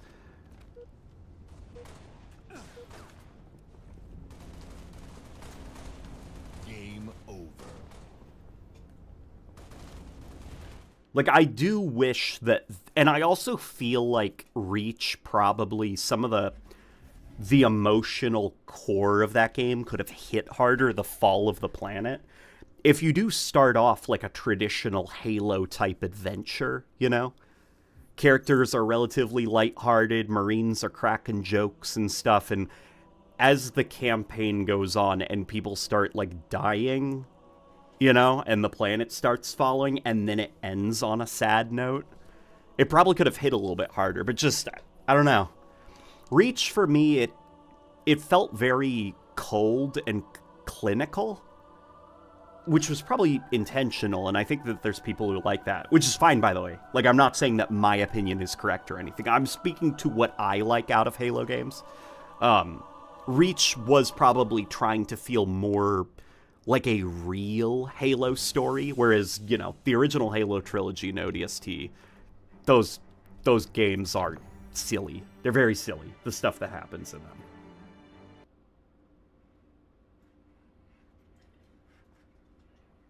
Joe didn't say anything about Forerunners. He apparently talks about the Forerunners in the membership version of the podcast, the membership exclusive version. Might have missed one. Crap. Let me go back. It hit the night before. We in the house were fine, but a tree fell in front of where we live onto the power lines, tearing out a nearby power pole too. Oh my god. Is it like, is the storm heating up, or is it cooling down now? Lost the lead. Reach is tragic, which makes Chief's adventures more satisfying. See, but like, Arbiter's story is tragic, and I don't think the humor in Halo 2 ever undercuts that. Tied the leader.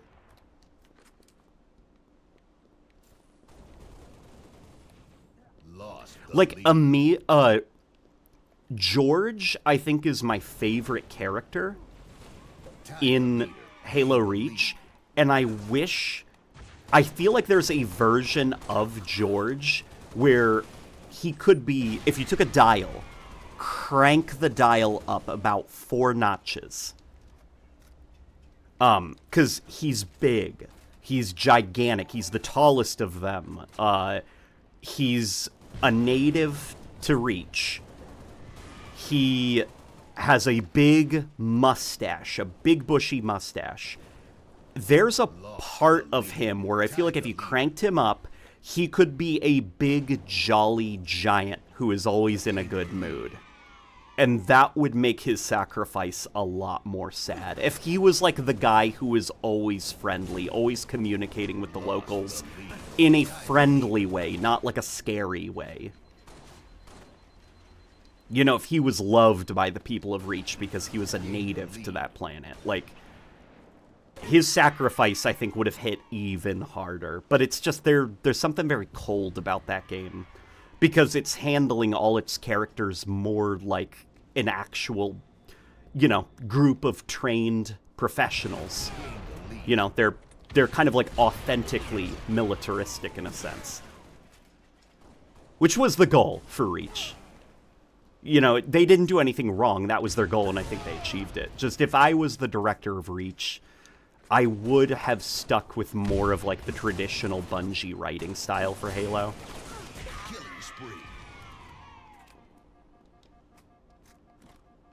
Big man forgets what he is sometimes, is the closest we get to a Han Solo quip in the whole game. Yeah, like that. Emil had some... The thing is, like, Emil would just straight up insult. Like, they weren't meant to be funny. They were him being mean. Where I feel like you think of some of the insults, like Johnson calling Guilty Spark Tinkerbell, like that. It's funny.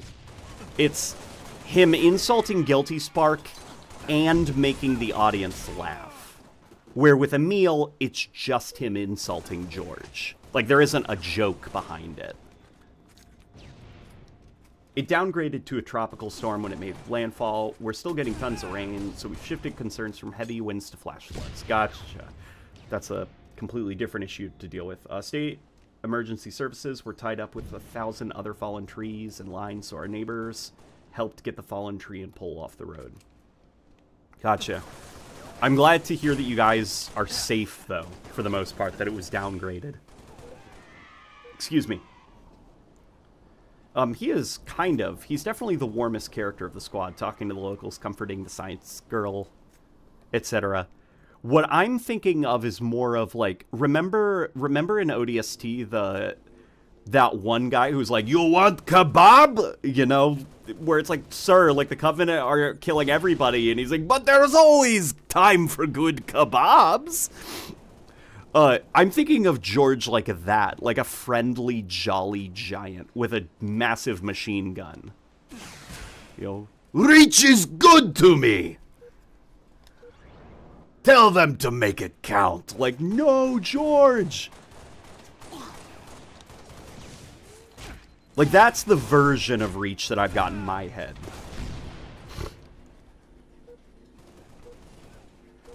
Referring to Halsey as mom. I don't think he referred to Halsey as mom.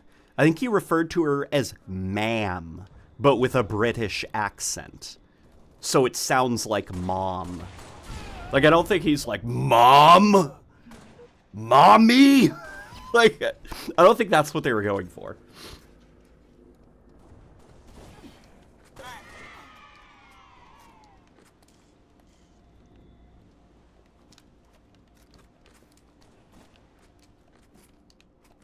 Just saw a video with Joe at 343 for Halo 5. Yeah, Joe Staten, he voices the Easter egg grunts in Halo 5. You know that one grunt in that mission in Halo 5 that, like, won't shut the fuck up? And it's like 30 minutes of dialogue. Like, it's an elite that is... It's like an elite that is sitting at the edge of a cliff with a grunt, and the grunt is fucking yakking the elite's ear off for 30 straight minutes, and it's just, the grunt is, he's talking about, like, everything in the Halo universe. He even makes fun of the fact that the art style changed. He's like, "Have you ever noticed that we used to be purpler?" And that was voiced by Joe Staten, and they got him into the studio to do that. So you want to turn him into a Flanderized cartoon character. I wouldn't say Flanderized cartoon character, because we don't know George long enough for him to become Flanderized. But I do want him to be more of a cartoon character, kind of like in the vein of Johnson or any of the guys from ODST. Because a Flanderized character is one where a character is established for a very long time, and then he sort of begins to, almost like a black hole, his whole character gets sucked into a certain aspect of his characterization, so he becomes less of a character over time. I'm saying from the outset, George is a more happy, free-spirited citizen of Reach. Game over. The kind of one who's like, "We must use our knives." "Why, George?" "The gun will scare the birds." He wants them to be more exaggerated. Yes, yes, yes, yes.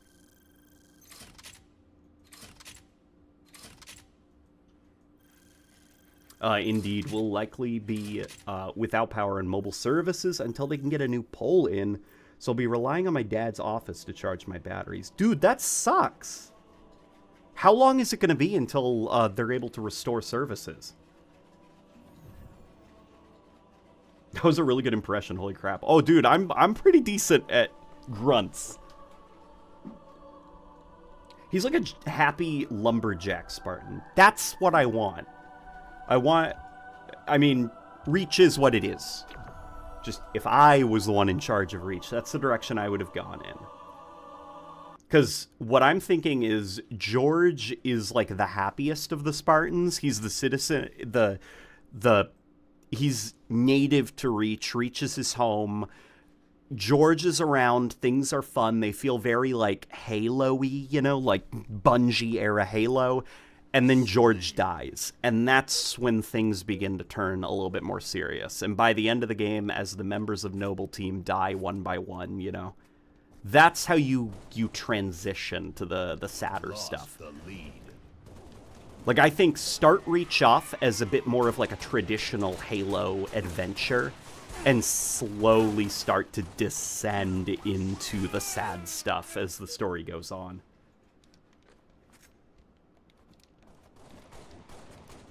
Still bothers me that Reach has a blue sky. Epsilon Eridani is a K-type orange-red dwarf. Is it? Huh. Well, would there be certain aspects of Reach's atmosphere that would make it have... I guess what in our sky makes it appear blue? I've heard people say it's the ocean, but I don't buy that. What is it about... Is it our atmosphere, or is it the type of sun that Earth has? Why is this guy using the DMR in this playlist? A week at least. To top it all off, my Oma was admitted to hospital this morning for a medical episode. It never rains, but it certainly pours. Dude, I'm so sorry to hear that. I'm sorry that that's going on, man. Yeah, that's rough. How are you holding up tonight, at least? Are things going well? Is Emil really that edgy? He's not that dour, and despite his looks, he's pretty happy. Yeah, Emil isn't too edgy. It's just his design that's edgy. But for all intents and purposes, like, Emil is just, like, an officer, you know? Or not an officer, but like a soldier, you know? Like, he follows orders, he does what he's told, he's effective. He has, like, a brief moment where he's kind of a jackass to George for no reason. But that's kind of it.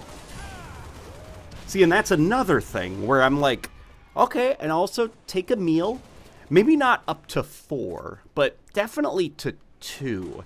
Where I'm thinking, make a meal a bit more assholey, and maybe with George's death have it affect him.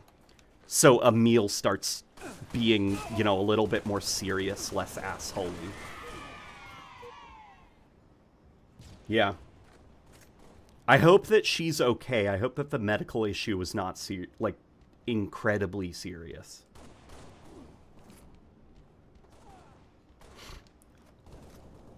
It's Rayleigh scattering when sunlight enters Earth's atmosphere. It contains all colors of the visible spectrum. However, the shorter wavelengths of light, such as blue, are more easily scattered.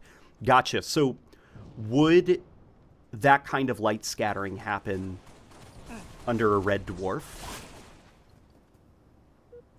I guess what kind of light does it give off? If our sun was an orange-red dwarf, our sky would be more of an amber or orange-tinted and not very bright, because K-type stars are not as bright as our own. Gotcha, okay. That is a missed opportunity, then.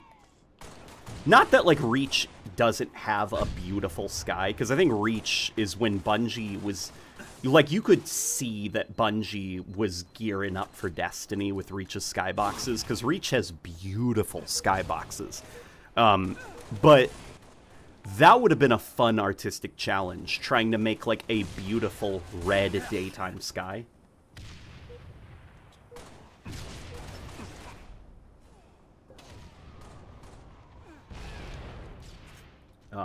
It's 1:15 in the afternoon where I am, and I'm currently at work. I'll mostly be at my dad's office tonight to charge, cook dinner, and clean. Wow, okay, so work, it seems like operations for everything seem to be all right for the most part. Okay, so it really is just, like, heavy rain now, flash floods and the stuff.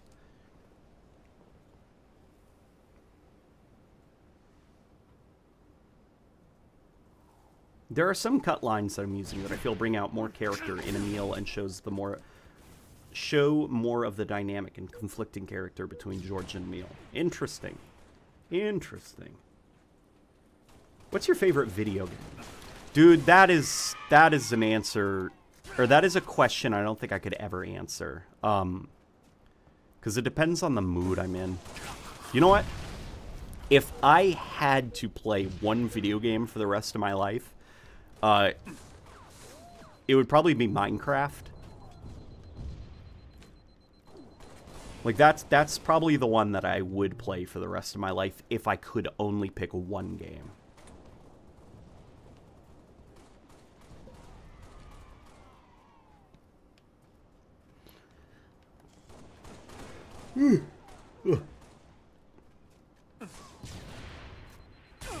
Oof. Talking about the cyclone in Australia. Yep. Which Halo ladder is your favorite? Oh man, which Halo ladder is my favorite? I really like the one that's on the bridge of the Pillar of Autumn. I also like the one in ODST a lot. The last ladder in the Halo franchise. That one sticks with me quite a lot. I don't know why.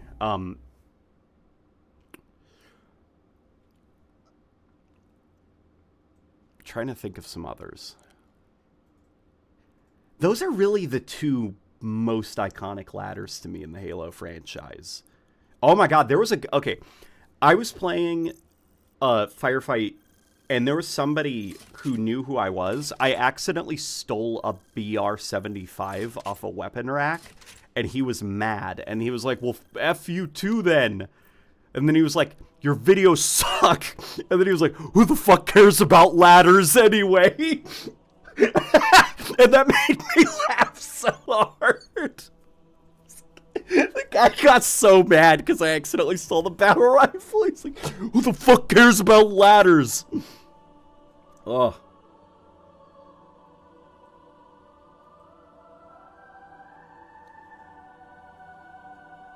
The Earth's atmosphere would most likely scatter more red and orange wavelengths, as these are more prevalent in the light emitted by a K-type star. Gotcha. Interesting. It would also be a bit dim too, like a big red circle in the sky. You know a lot about this, Ahmed. Is the science of light one of your interests?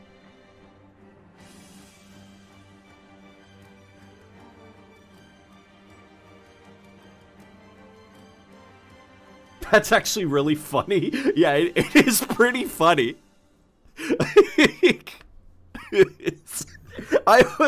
Because when I was making that that ladder video, I was expecting people to tell me that I was scratching the bottom of the barrel for topics, which I was.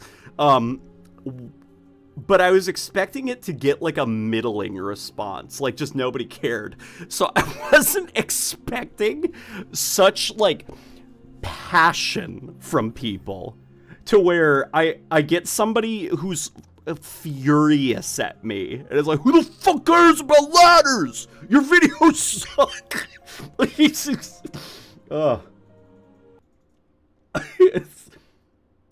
Halo Reach did need Chip's Dubbo. Yeah, Reach did have Sergeant Stacker. And Brendan Lowry, who's one of the pretty good writer at Windows Central. I was about to say one of, if not the best, but I didn't want to demean anyone. He wrote up a pretty good article, actually, about Sergeant Stacker and Halo Reach.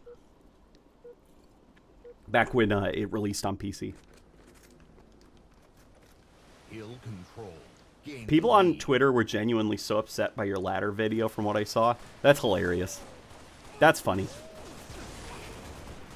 It's one of those things where, like, your reality is what you make it. Because I did not go on... I don't have Twitter on my phone. I don't have... the only place I can log into Twitter is from my laptop. For my own mental well-being. And I had no idea people were getting mad. And so all of their anger and outrage did not reach me and did not affect me. I was just sitting over here like, ladders.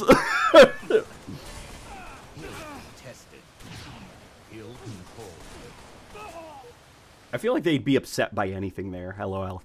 Yeah, Twitter was always not, like, the most pleasant place. But after the change of leadership, Twitter really fosters toxicity, anger, outrage, controversy. Like, Twitter, you can definitely see rather than trying to stop that kind of stuff, it has actively and proactively encouraged more of that kind of behavior and rewarded it in a way that's very unhealthy.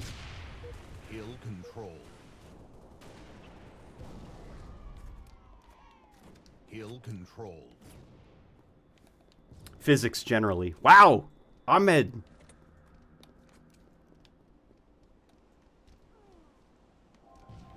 That's awesome, dude. The change in leadership should never have happened.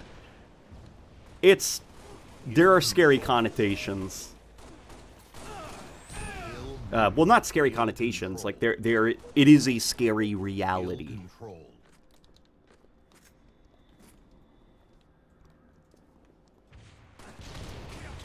Hill control. Hill control. I've been social media free for 2 years now. Best decision I've ever made. Yeah, I deleted my Instagram. Got social media off my phone, and I don't argue with people anymore. Because that was the big thing. Like, I get so upset with the things people said that I'd feel like ill, you know? And I deleted, you know, I'd feel ill, I'd feel jealous of other people's success, I'd feel just generally, like, sick. I don't like the kind of person that social media turned me into. Like, my ugliest moments as a content creator have all been on social media. And since being mostly social media free, I'm a much happier person. I feel more present. I feel more like I said, I didn't even know that people were getting mad about that video because it wasn't my reality. If I still had social media, the release of that video, probably I would have been in a bad mood because I would have been too focused on the anger and the toxicity. Hill control.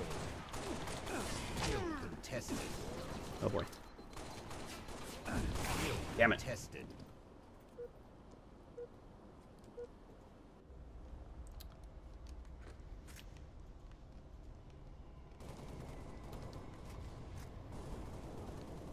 I am the same as you. Don't do any social media unless you count YouTube.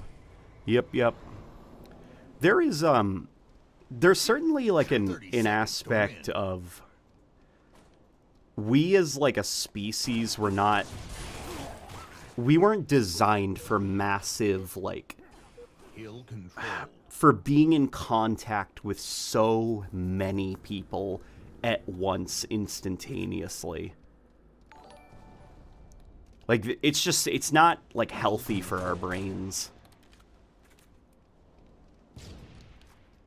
Definitely, I'm happiest when, like, the people who have the quickest access to me are, like, my wife, my dog, local friends, you know?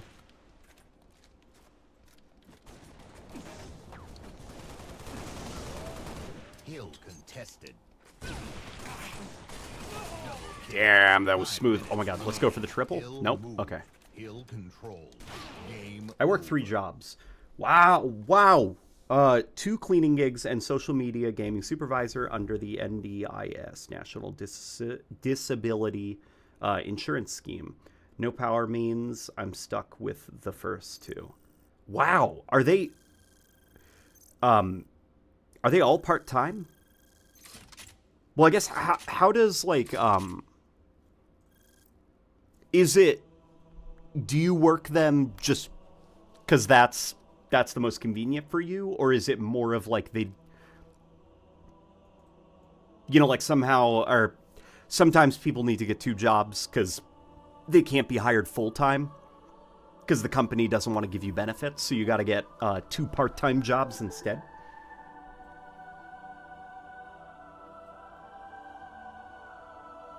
How much longer is Anniversary staying for? I think it stays for about a week. It cycles in.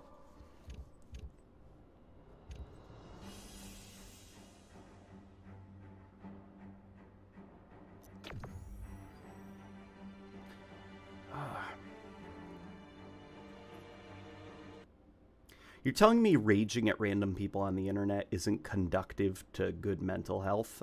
Yeah. Yeah, it is.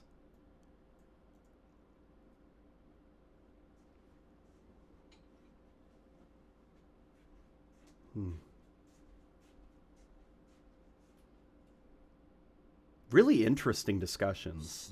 I'm reading the chat right now. That's why I was silent. for an extended period of time. You guys are interesting, man. Like, most chats that I look at are, like, people spamming memes. But I have to, like, force myself to keep playing or force myself to say something and not just, like, scroll the live streams here. Because you guys are usually talking about interesting stuff. Tie the leader.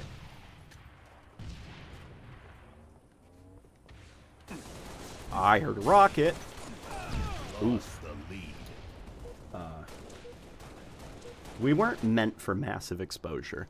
Yeah, like, I think that there is genuinely something about the human brain as well. Where we weren't meant to be in communication with thousands and thousands of people. We were more built for, like, villages, you know? Like, close-knit communities. Gain the lead.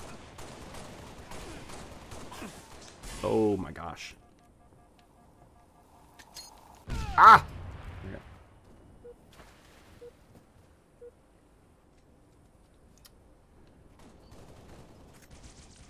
I'm a historian, and the way I see it is that humanity has gone 2,000 years without social media. Plato didn't write his Republic while doom-scrolling X. We simply don't need it. Yeah. I mean... Yeah.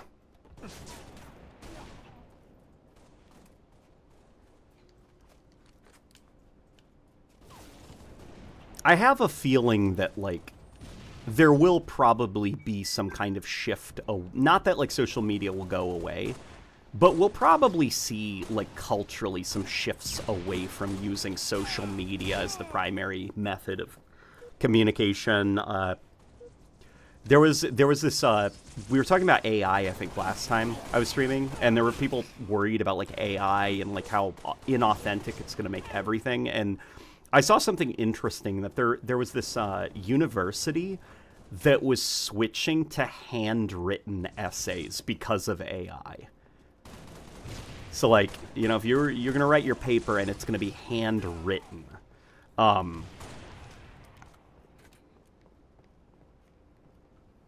And it just, like, that interests me so much, and obviously, it's being done for, like, you know, that reason. But I wonder if also people are just going to get so damn sick of social media, AI type stuff, that we're going to start, like, reverting back to more personal forms of communication. Like, meeting up with people in person, not having phones. There already is, like, the, have you heard of the dumb phone trend? Where it's, like, not having a smartphone and instead having a flip phone.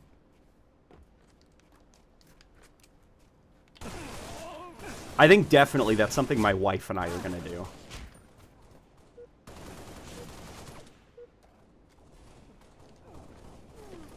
AI is just brain rot.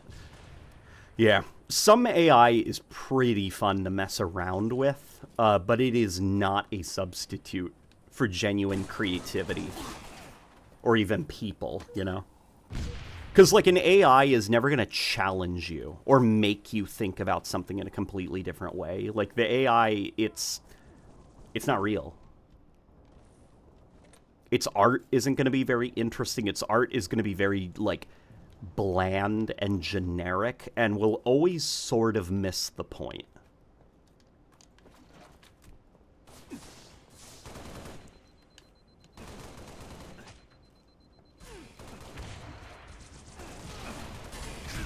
Whoops. I was waiting for him to get away from my buddies so that I could fire the rocket at him and take him out. They're all casual shifts, though I may be able to get part-time work with the NDIS job if I can get through the interview for a new position offered. Okay. Since my dad's office, one of my cleaning jobs still has power, we've moved out all the frozen perishables to the staff fridges. We've saved a fair bit. That's cool that you were able to do that, at least. Because I remember whenever, like, the power would go out here, it would basically be, like, do not open the fridge under any circumstances. Like, keep the cold trapped inside for as long as you can. So that's good, at least, that your perishables are going to be safe. I'm sorry that you're going through that, man. It's tough. I hate AI image generation with a passion. I'm not the only actual artist who thinks that. Yeah, AI image generation is so ugly. So bad. I hate AI image generation. And I don't think it will ever look good. Like, I think it will always get close, but kind of like photorealistic video game graphics. I don't think it's possible for AI to ever get it. It's always going to hallucinate. It's always going to make mistakes. And it's always going to have that bizarre, like, smooth look that AI stuff always has.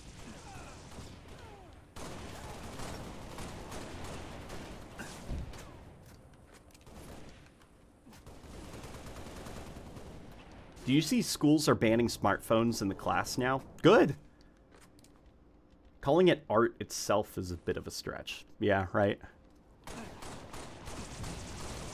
Yeah, it shouldn't be called AI artwork. It's just AI image generation. It generates an image. It doesn't make art. And people that use AI are not artists.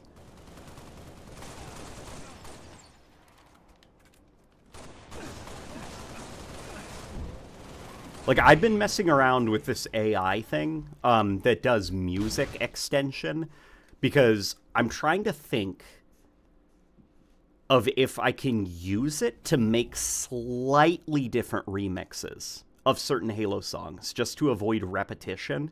And what I found, because I don't know how to compose myself, and what I found is it almost always sounds bad.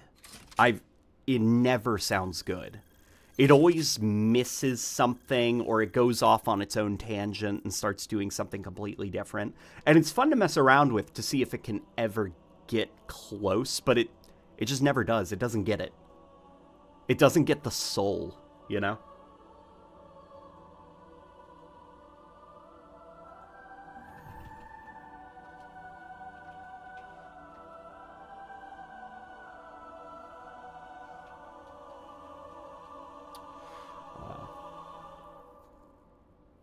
Details are smudged and warped because it's taking references from other AI. Well, that's also the thing is AI, it's... there. You guys have probably seen... my wife, she had no patience for it because she wanted to know what the title was asking. It was like, why can't an AI produce a cup or a glass of... red wine that's overflowing? Like, why can't an AI do that? And it was the guy basically going into like he was going into like the philosophy of thought, of consciousness, of like understanding things that are described, and he demonstrates it by asking an AI to generate an image of a glass of wine that is filled to the brim. And the AI cannot do it. It can't generate the image. The AI, text-wise, understands what he's asking for, but it cannot generate an image of a glass filled to the brim. Slayer.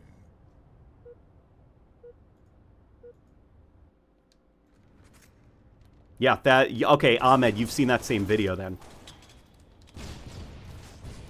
Lost the lead.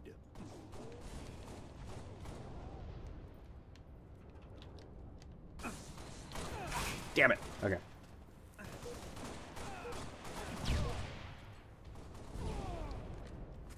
By the way, hope you and your wife like the fan art I did, Mental Halo. Oh my gosh, I gotta show Rebecca that. Isaiah, thank you so much for reminding me. Isaiah drew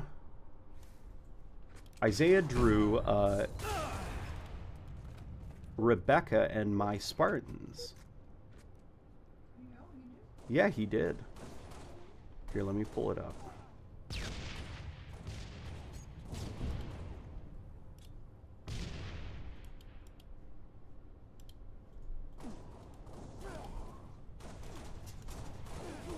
Hello, Eggman. Look at that. That's pretty cool, right? You see it, babe? Okay, I pulled it up on the screen. Yeah, those are our helmets. Our colors.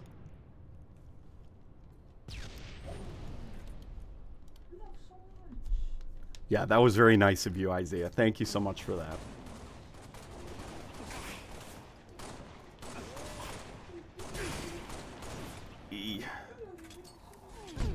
Oh, you're getting tired, baby.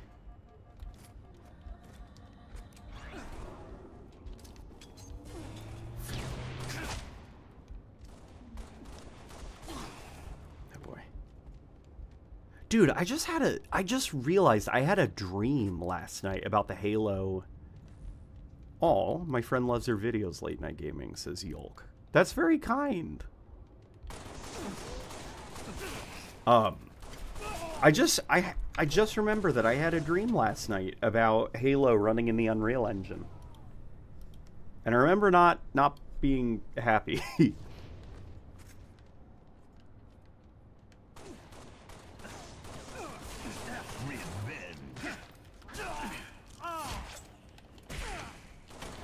There was a ton of frame rate issues happening. Hi, Kiki.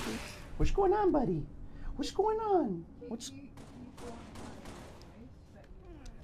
Oh, he thought I was saying goodbye. My dog is like sitting here and like trembling because he's so excited. Oh, baby, hi, Titi. What you trembling about? Do you have to go outside, buddy? Oh, baby. His lips are quivering and he's trembling with excitement. Okay, you got him, baby? Okay. Interesting to see these emerging perspectives about AI. Feels reminiscent of 40K's Adeptus Mechanicus, referring to them as abominable intelligence. That's awesome. LNG, thoughts on Sonic and Shadow kissing each other on the lips? My wife likes it. She's a fan.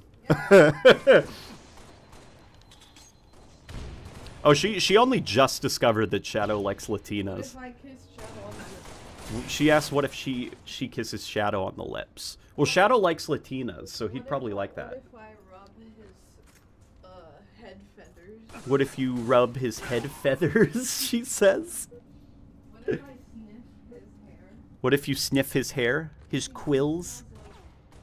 Shampoo? You think Shadow... Oh, you think Shadow smells like shampoo, like he's freshly washed?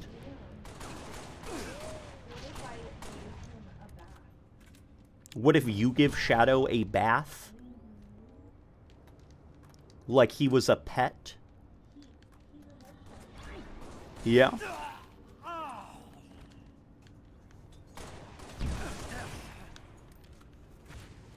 Uh-oh.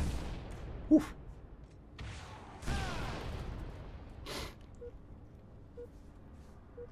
Not a Sonic fan, but I think they should do it. Sonic and Shadow have nothing on Char and Amaru? Can't say that I know those characters.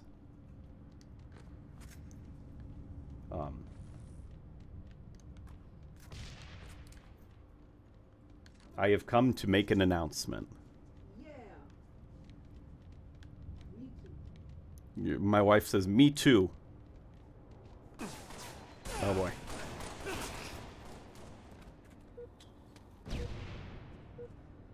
Gosh, that Sonic 3 is really good, right?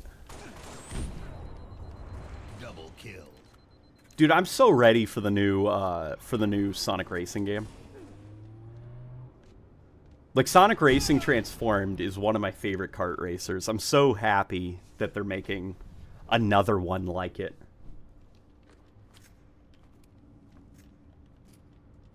Oh, and they delayed Killing Floor 3.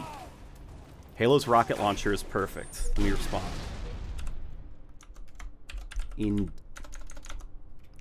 Indeed, it is.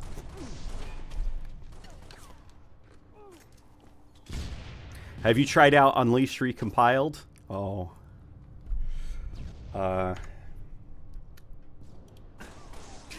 Look what I got sitting in my Steam library and my favorites. Here, I'm gonna let these guys assassinate me. Ah! You're supposed to assassinate me, you fool.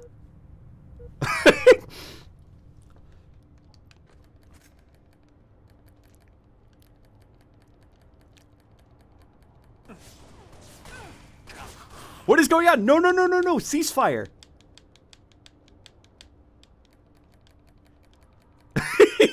We got a ceasefire going on.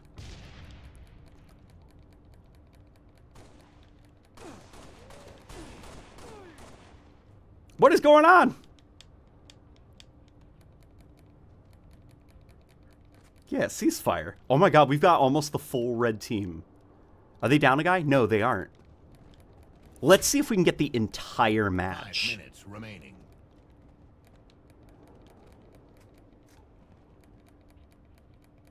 I think there's a guy up there.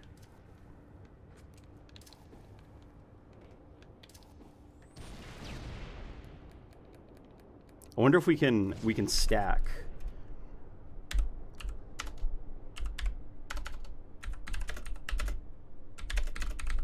Can we do a massive Spartan tower? Can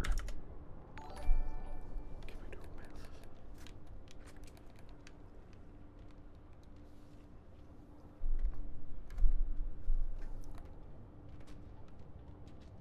Okay. Yeah, okay, he's going.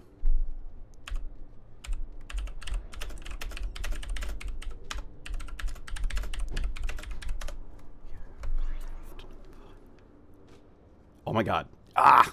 Okay. Okay. Okay, let's see if we can get a full lobby tower going.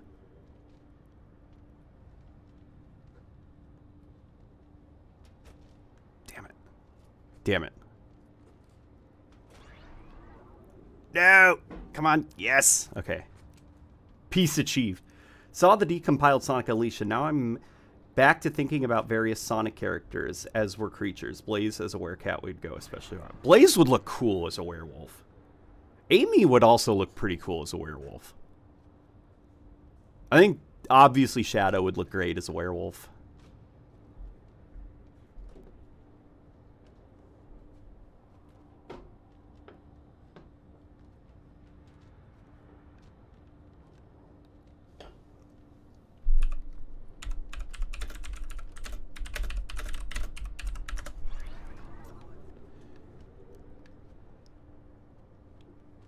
Okay.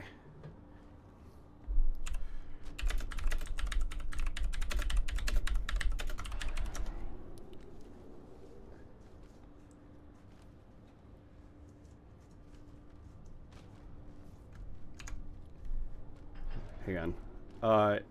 I'd be more into MCC if everyone playing Halo 3 haven't been playing since 2007. Yeah, MCC is hard to get into just because a lot of these people are veterans. One thing I will say is if you want a more chill Halo experience, on the MCC, play assault rifle starts only. Because the battle rifle, DMR, starts, like those kind of things, they're competitive. Very, very competitive. Crouch behavior. Let me set it to toggle so it's a little bit easier. Okay.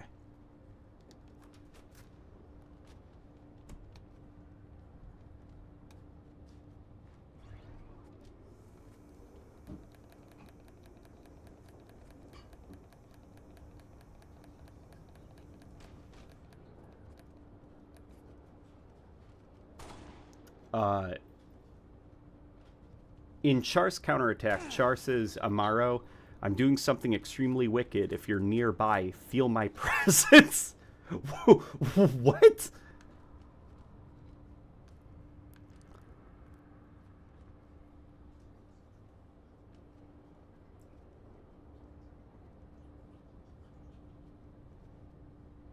That was an amazing, like, I don't understand the context. That was just amazing. Hang on.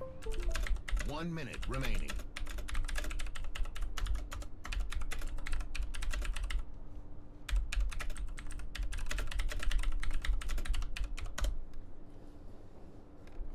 Okay. If we at least got a 3-man tower, then I'm saving the theater clip, and I'm probably going to use it. I can't believe it! It's peace! We achieved peace in this lobby!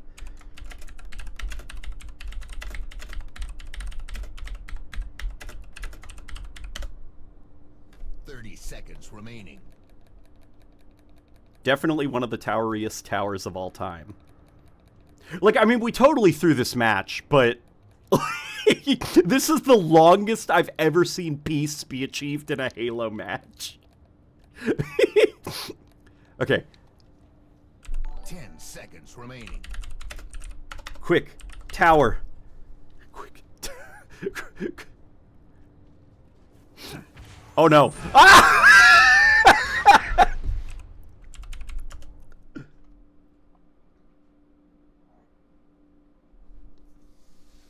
Love you, LNG. Also, I don't get how some people say Halo 5 graphics look better than Infinite's. I don't see it at all. I don't see it at all. Like, compare both games as PBR. Yeah, I mean, obviously, as time goes on, like, you know, Halo Infinite came out almost 6 years after Halo 5. I'd expect the graphics would look a little bit better. Yeah, Isaiah, I did see the Battlefield. Oh, did you achieve P, babe? Yum. Oh, you said it as a funny? Oh, P? I did see the gameplay, the leaked gameplay for Battlefield 6. And Isaiah, I did mention a couple of the things. Gunplay could use a little bit more, well, a lot more recoil, both visual recoil and mechanical recoil. And I wish that the game was a little bit heavier, but it looks decent. Like, I like the UI. I like that it looks like Battlefield 4's UI. Char's final line in Char's counterattack is, Lala Soon was a young woman who could have been a mother to me, and you took that from me. What is Char's counterattack? See, now you got me curious.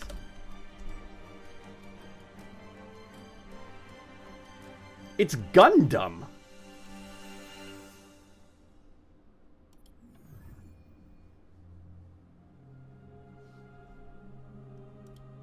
Who is that crazy looking guy? Look at that guy. That's how I want to be when I'm sitting at the computer and editing. Yeah, look at this guy. That guy's cool. Who is that? Is that Char? What is he counter-attacking? Dude, Gundams look so cool.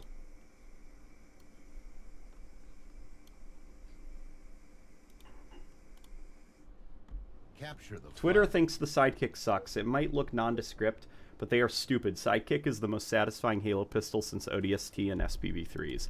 The sidekick's fine. What is up with the frame rate? Hang on. My frame pacing is kind of all over the place.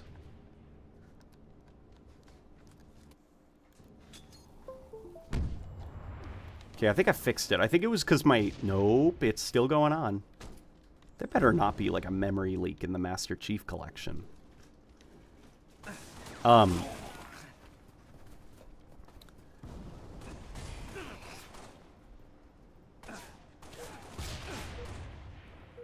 Why are people suddenly complaining about the sidekick? Like, the only issue I think with the sidekick is that it's a little bit too useful at range.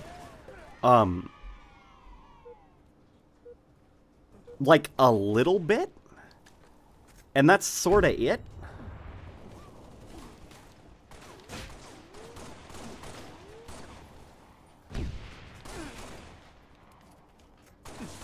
Dude, this frame rate is awful. What is going on? The performance has been degrading. Is there a memory leak?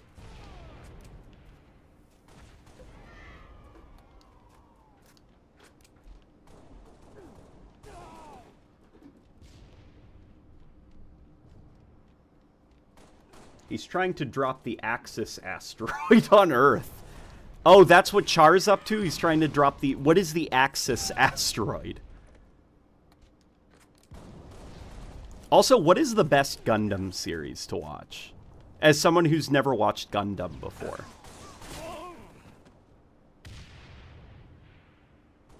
From what I saw, people were talking about how the sidekick looks, not how it performs.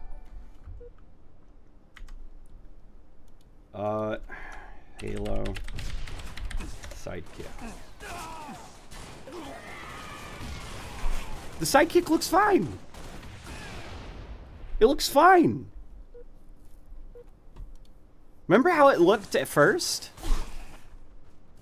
Like that, not the most creative. That looks pretty cool. I don't get it. Why are people deciding to be angry at the sidekick of all guns? It's just like a little space USP-45. It doesn't look realistic. Oh my god! Maybe that's because it's not real.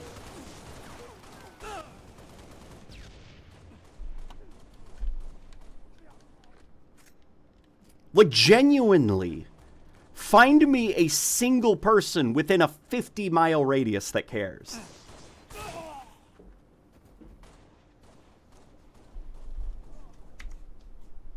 Watch this. Hang on.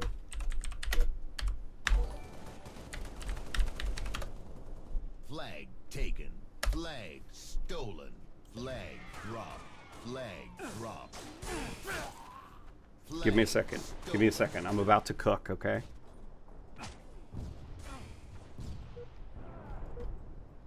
Flag reset. Flag dropped. Flag stolen. Flag dropped. Just 1 second, okay? Flag stolen.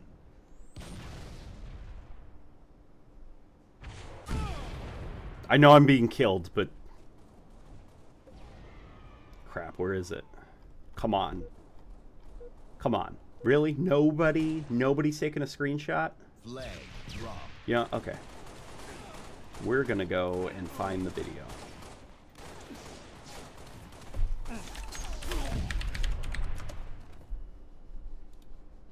Yeah, I keep saying that. I keep saying, give me a moment, let me cook. Captured. Lost the lead.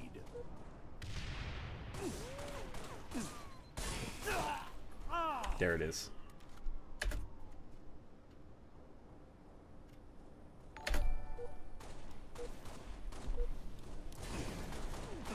That pistol is almost as big as his chest. Shut up! Shut up about the sidekick not being realistic. Because the Halo 1 pistol is almost as big as the dude's chest. 5 minutes remaining. It's generic and is bad and never played HINF. HINF. Char Aznable once went by the name Quattro Bagina. Is that true? The stuff you're saying, Andrew, sounds insane, but I believe you. Flag stolen. Who? Cuatro is 4. Uh-huh. And then what was the second word? Bagina? Is it with a B? No, with a B. But if you change the B to a V, it would be What on earth?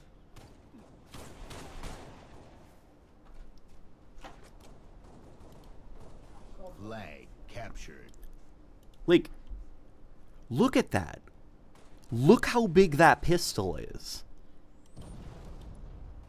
And then people are complaining. People are complaining that this doesn't look realistic. Like, the biggest criticism that the sidekick had was that it looked very generic. It looked like a modern firearm. God, people are annoying. Or people can be annoying. Oh, Halo HINF is shorthand for Halo Infinite. Gotcha. People are just annoying, man. They're like, the Halo community's bored. They are inventing something to be angry at. Been playing the Titanfall 2 campaign for the first time. Do you think that we will ever get a sequel? I mean, in, like, the span of the human race? Like, ever? I don't want to say never, but will we see one? I think it is... I feel confident in saying we will not see a Titanfall sequel in the next 10 years. In at least 10 years, we will not see a Titanfall 2 sequel. Killjoy. OG Wine Post was made by the same whiner who compared Halo 3's BR with Halo 4's, despite using an image of the Halo 2 BR to represent the former. He deleted that tweet. Jesus. I think that guy is he's a problem starter. I would there's got to be a meme that people can respond to all of his posts with, because that guy now is starting to become annoying. He's just looking to cause problems. Flag drop. That's the same issue I have with the Bulldog. It looked too much like a modern-day firearm and not a sci-fi Halo weapon. Stolen. Yeah, like, it's... Flag drop. People are just annoying, man. Flag stolen. And that person, knowing now that it came from that person, I now question if it's a legitimate concern, because that guy seems like he just wants to... It's like that Haley Twitter account. The Haley person that is not a real person and is definitely run by at least one or two different guys. It's just causing problems. So best to ignore it and enjoy Halo.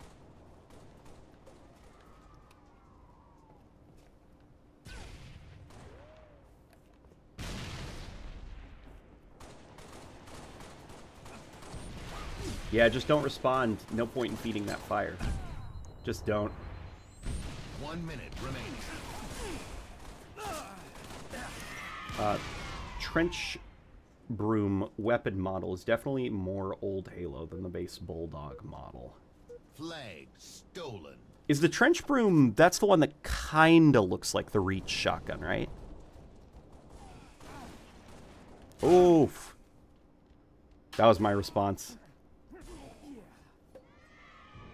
Hi, eggs. My Shih Tzu is sitting here being very cute and squishy. The new skin for the Bulldog is pretty cool. ODST themed. Interesting. Flag taken. The Bulldog, the only thing that I think it needs is it needs the shotgun glowing sights. 10 seconds remaining. That's all it needs. Just establishing a bit of technology continuity with the other shotguns in the Halo universe. Sudden death. Sudden death. Yeah, like my controls are slowing down, my frame rate's getting worse. Reset. That sucks if there's a genuine memory leak in the MCC.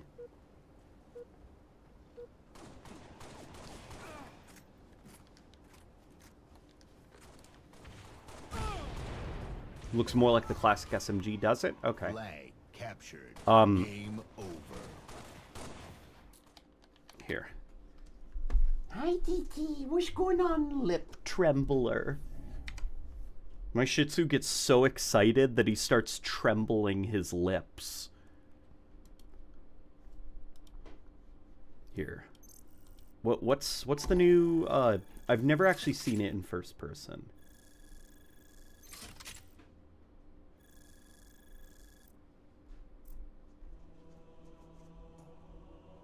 Hi, Titi. Hi, baby. What's going on? What's going on, little man? Mr. Titi. It's called the Trench Broom. Trench Broom Bulldog Halo Infinite.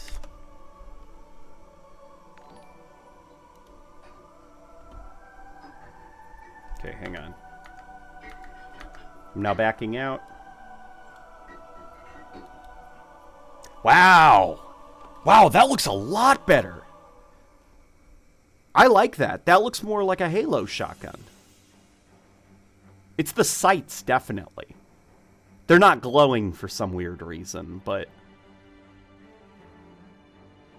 that looks good. Third person, okay, it's not as good looking in third person, I don't think. It does look a little bit like the... hang on. I see the SMG in the stock and the grip. Yeah, that's weird. It's like a hybrid. Wait a minute. Hang on. It's like a bizarre hybrid. Yeah, I see magazine up there.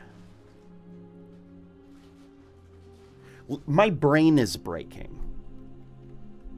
Because I see the shotgun, specifically the reach shotgun with the rails and then the two sights. But the grip, the stock, little thing on the side there, I see the SMG.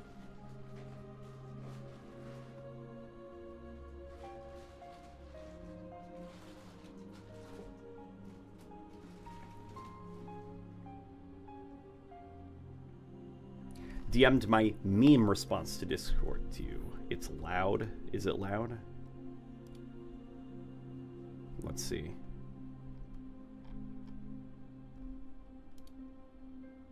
Oh, let me look at this. Hang on. There's a couple things. That is the Halo TV show Master Chief. Somebody remade it.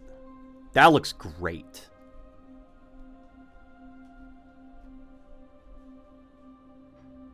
That looks pretty good.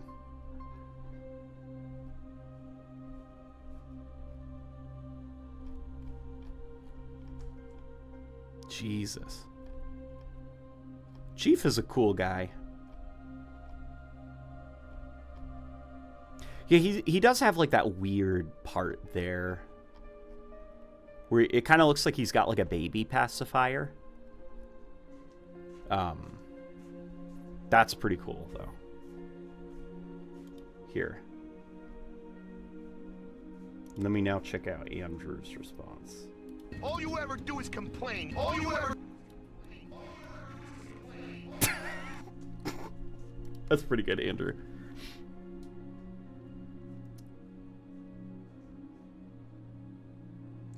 It's made by ODSTs using SMG parts in the lore, so that's intentional. Okay, interesting. Infinite trying not to make original designs / new weapon models. See, I don't mind that. I'm a sucker for nostalgia. I think the biggest pain point is that these are microtransactions and that they're not like new additions to the sandbox. That's the biggest pain point for me personally.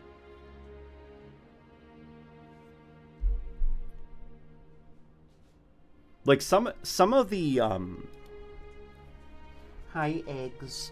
Some of the a lot of the weapon kits in Halo Infinite have actually been incredibly clever. Like the brutified UNSC weapons. The big issue being like, I wish that they were actually brute weapons, that they were new sandbox editions that were brute themed, you know? It sucks that they're just microtransactions for UNSC weapons and that they weren't like new plasma weapons or something that were from the Banished.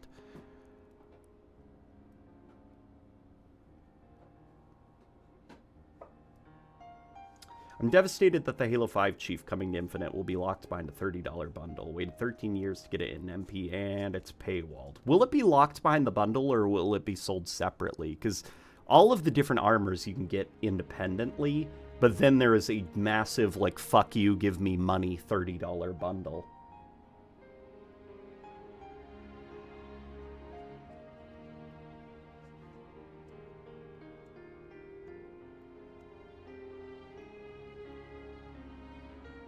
You can't have a game be successful by catering to what the old fans want and not doing anything to attract new players, says Phoenix. And you're absolutely correct, Phoenix. The issue is that Halo Infinite is past that point, I guess. Like, there aren't new players anyway. All it's got is the old players. Remember, at the launch of Halo Infinite, they actually tried really hard to attract new players with the Samurai armor set, the Diesel Punk armor set. There were a lot of, like, weird-looking weapon kits. There was, like, that dragon barrel for the battle rifle and stuff like that. They did a lot of stuff with the holographic pop-ups, death animations, and stuff. They even introduced that whole, like, cybernetic chimera core. They did a lot for non-Halo fans. Remember, that was even, like, a criticism about the whole fractures thing they were doing, where they had, like, the Halo multiverse. Was like, why aren't you making Halo content? Why are you doing this weird samurai stuff, this weird, like, diesel punk stuff?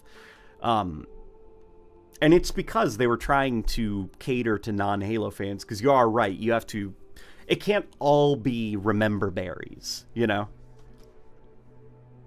But the issue now is that it's just Halo fans who are playing Halo Infinite. It's not, like, people who aren't into Halo anymore. And the old school Halo fans who have nostalgia for things, they're the ones who are buying. So most of the microtransactions you're going to see are going to be things that are going to sell.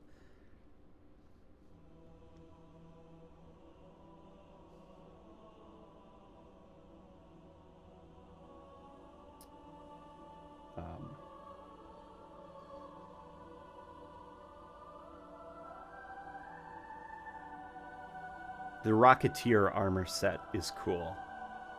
I can imagine what that looks like in my head.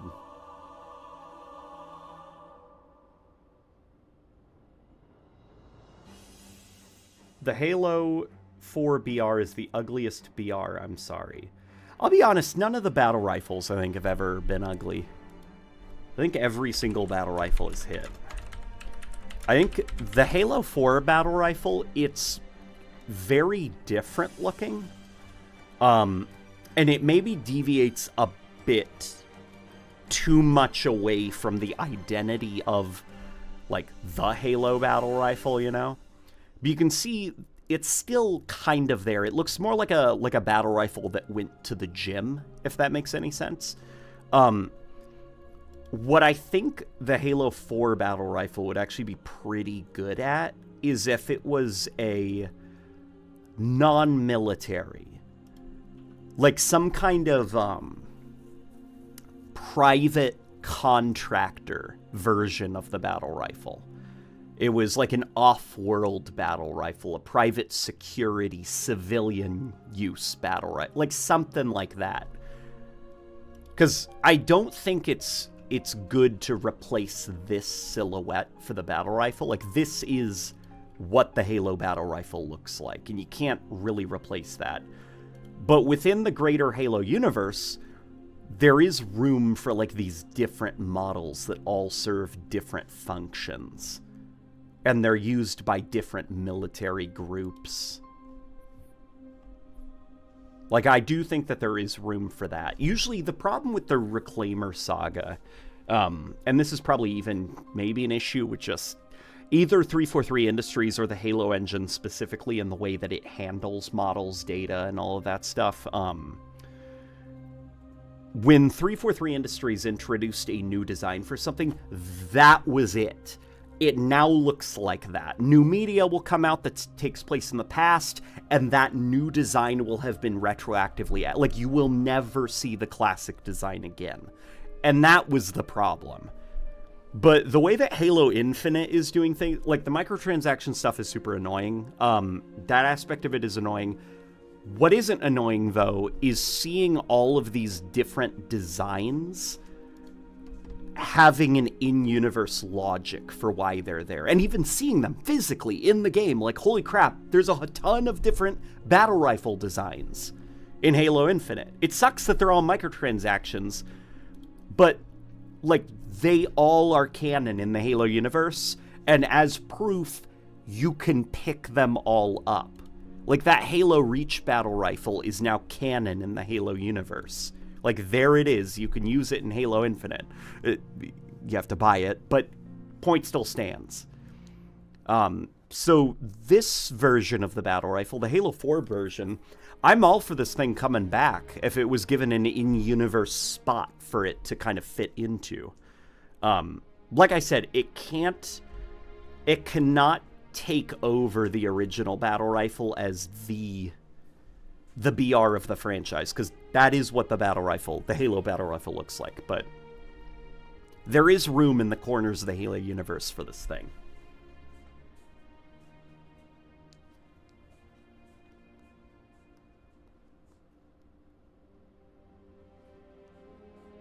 And Halo 5 is the second best AR design. The assault rifle was modeled by Andrew Bradbury, right? Yeah, it's a pretty good assault rifle design. It's really good, in fact. I like it quite a bit.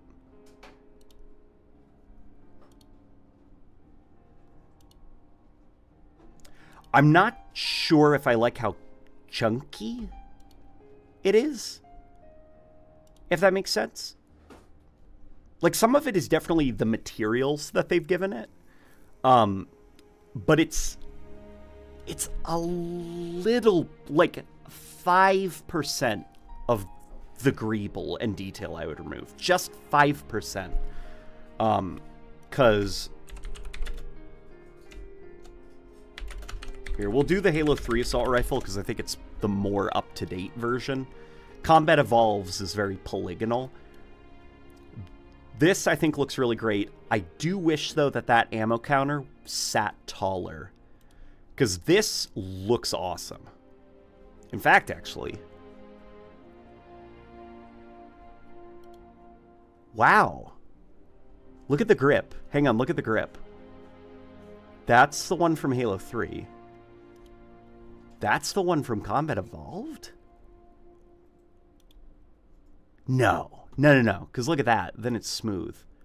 So where the hell is this model from? Okay, we're hopping on over. Where is this from? Is this a fan... This is... I don't recognize. That's a fan-made model, right? That's not Combat Evolved. That's the Combat Evolved one. Yeah, that's too high... That's too high poly for Combat Evolved, I think. I was about to say, I thought I was going crazy. I was like, what the hell happened to the Combat Evolved assault rifle? Ah, it's Marcus Lato's model. That's why. Marcus Lato's assault rifle model looks so freaking good, dude. It's the Lato model? Gotcha. Okay. That looks good. Hear me out, boss and chat. Make the Halo 4 BR a bit more blocky and give it a bipod. Dude! Hang on. Isaiah, you're on to something. Oh, he is so right. Put a bipod on the front of this and make it a heavy battle rifle, a heavy marksman rifle. Isaiah, that's what it is. Because look at it. I made that joke earlier. I said it looks like a battle rifle that went to the gym. Yeah, give it a bipod and make this thing a little bit more of like a powerhouse. Yeah. That's what that battle rifle is. It's a heavy BR. Can we please talk about the Halo 5 BR versus the Halo 4 BR? Yes, because I have an opinion. I've come to make an opinion. The Halo 5 battle rifle looks cool. It's the Halo 4 model, but high poly. It's a good model, it's a good design, and the Halo 5 version does a good job to flesh out its details. I don't think it's quite as good looking as the Halo 5 assault rifle model, because in-game you can see that textures are a little bit more smudgy. There's a little bit more fudging of the details in the modeling and texture work, which makes me think that it was at least modeled by two different people. Yeah, not interested in this kind of stuff, but there we go. Hang on. Open image in new tab. The Halo 5 beta battle rifle. That one I think looked the best with the dark orange ammo counter. And I believe that that red dot sight is sitting further back on the rail. Here.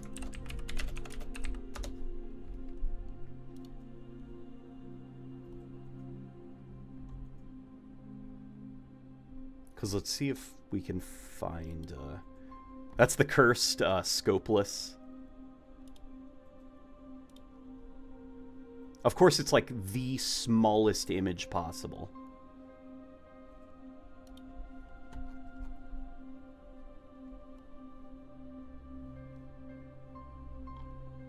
Trying... There we go. No, okay, it's sitting around the same...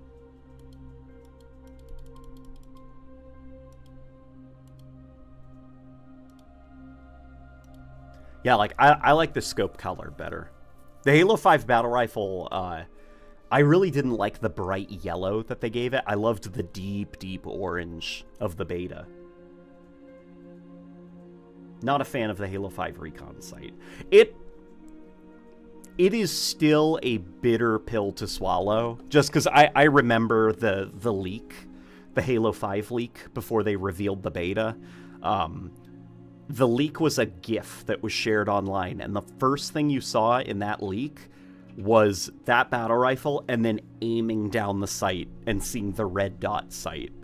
Because we were still, you know, hot off of Halo 4, and people were fairly pissed about the kill streaks loadouts.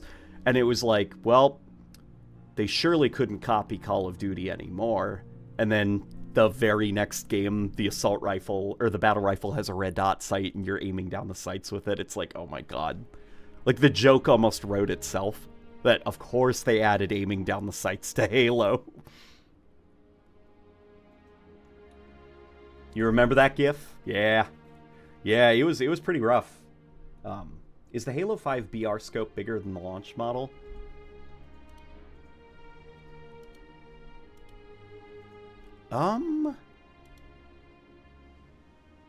No. No, the scope is exactly the same size. The image is just smaller.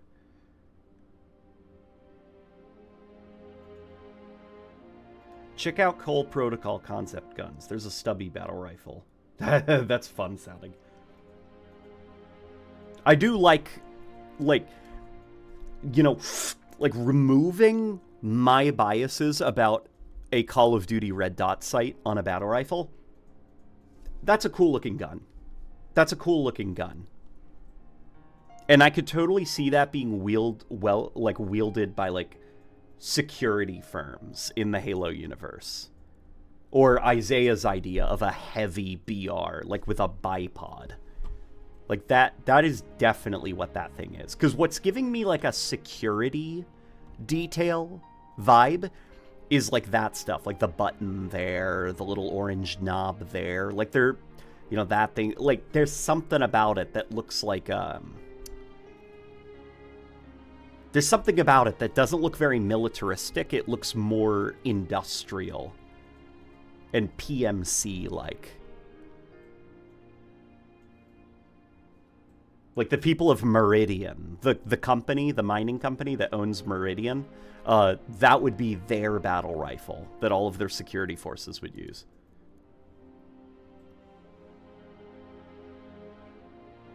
Late Night Gaming, I'm glad you didn't resort to making Gooner machinimas to boost your views like Halo Follower did. What did I miss? What did I miss? I'm not looking it up, okay? We're not doing that for the stream.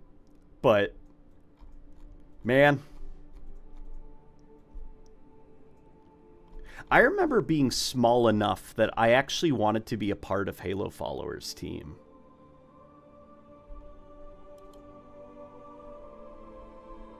I remember that. We were talking about assault rifles. Gosh, I remember this.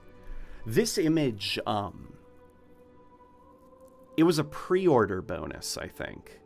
Like, you got the immediate rec access to this weapon in Warzone, and I remember thinking at the time, because the scope was red, or the scope was round, and I wasn't as autistically obsessed with the micro details. I just, from a distance, I thought that was the classic battle rifle. So I was like, oh my god, they're bringing back the classic BR. Look at the scope. Man, Halo 5's launch, as, like, kind of, as much as, like, the lack of content at release, which was kind of shocking for a Halo game, and the lackluster campaign, as much as that was, it was a lot of fun to explore Halo 5 because of how different it was as a Halo game. Just everything about it felt so weird. The movement, the maps, the gunplay, all of it was so different for a Halo game. And so it did make, like, the initial couple of weeks of just, you know, playing Warzone for the first time, coming to grips with the movement and clamber and aiming down the sights. It was a fun time.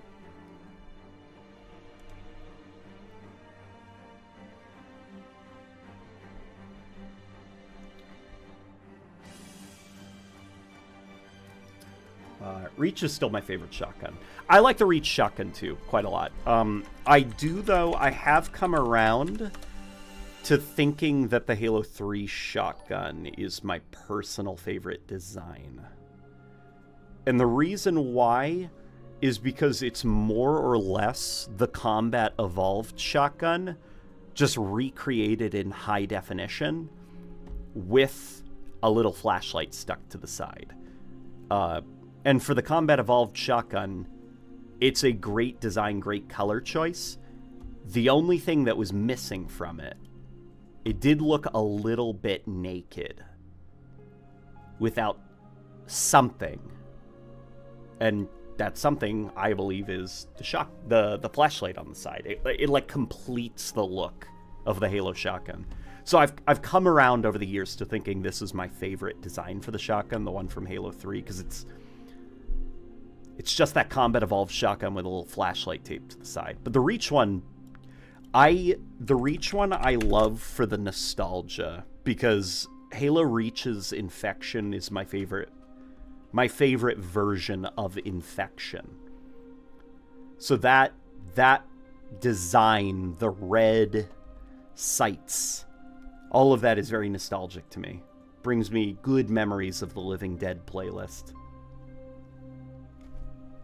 H2A multiplayer shotgun is my favorite. The H2A multiplayer shotgun feels great. Scrutinizing UNSC weapons uncovers some wacky details. Why do the Mizraya shotguns all have the heat shields on their magazine tubes and not their barrels? Yeah, that is, I think, the classic one that people talk about, is the heat shield placement in Halo shotguns make no sense.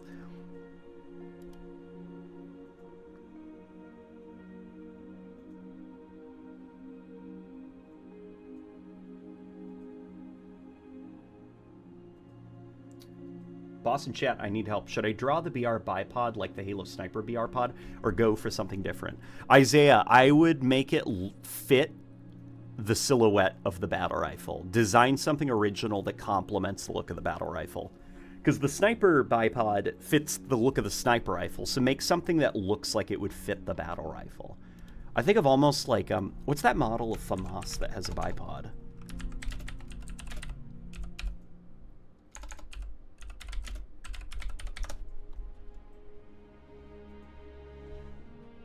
So, like, the FAMAS in real life has a bipod. And that bipod, you see that right there? It can be folded. Here. Black Ops 1 FAMAS. That is the FAMAS in Black Ops 1, and you can see right there the bipod is folded. And it looks pretty badass. When you fire the FAMAS in Black Ops 1, that bipod is like going crazy. It's a very satisfying animation. Oh, excuse me.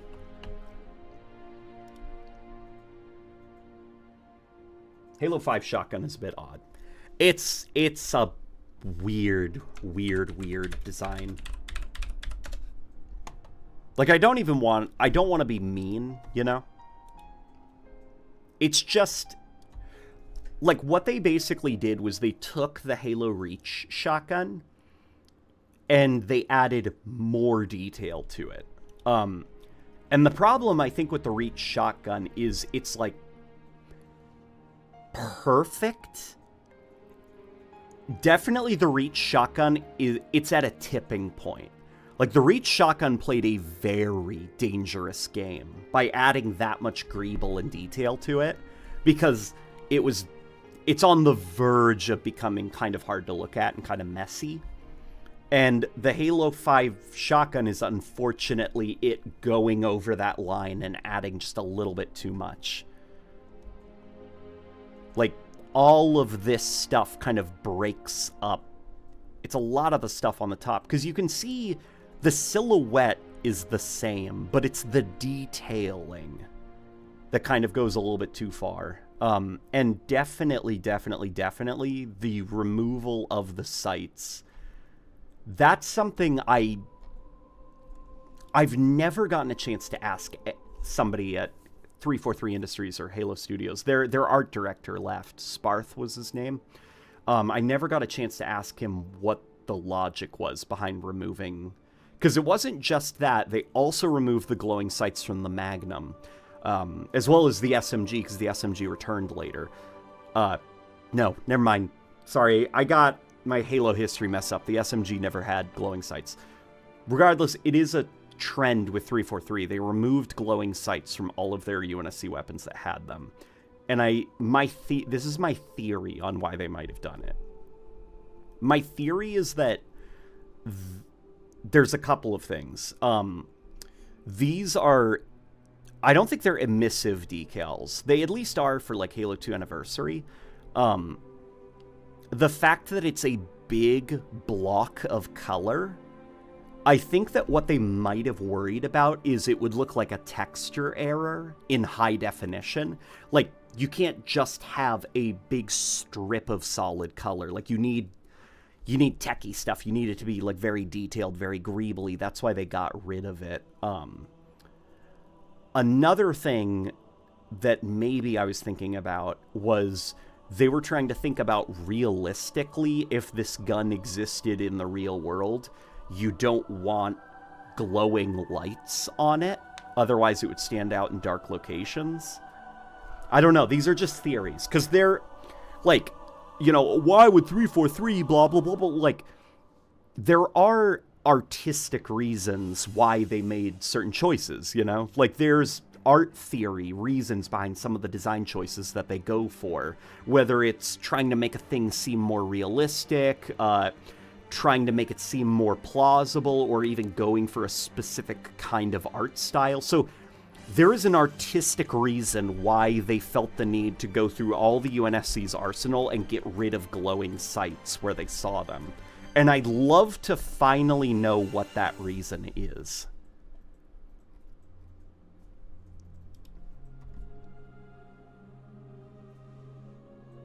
Three's shotgun has some cursed animations. Shells ejecting from the top side, loading gate, and not the right side. Ejection port, pumping after every other reload, etc. Well, the pumping after every reload, that's more of like a game industry thing.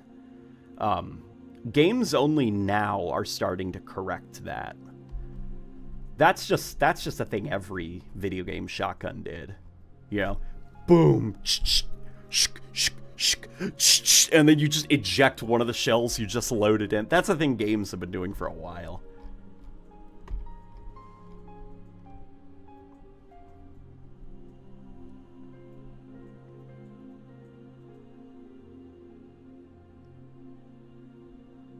No, LNG, didn't you know? Number company burned down my house and kicked my dog. Yeah, I did forget about that part. You gonna go to any events this year? Would love to meet you and talk Halo. I would like to go to an event this year with my wife. That is my ultimate goal for this year, is finally to go somewhere fun with the wife. Somewhere fun, exciting. We're going to be going to New York. Hopefully we can go to one of those HCS events. HCS I don't really care about. I'm more interested in meeting the fans. Talking to Halo fans. Talking to devs. Hanging out with other content creators. Introducing people to Rebecca. That's the stuff that's exciting to me.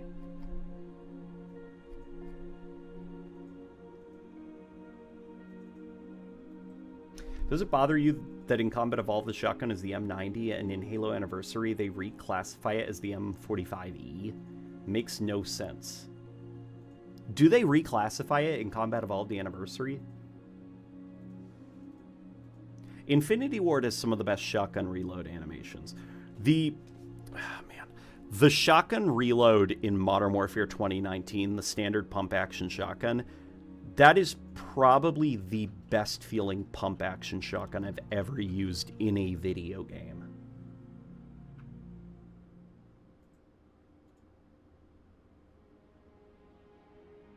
Have you ever seen what civilian firearms look like in Halo? They're kind of whack. I have not.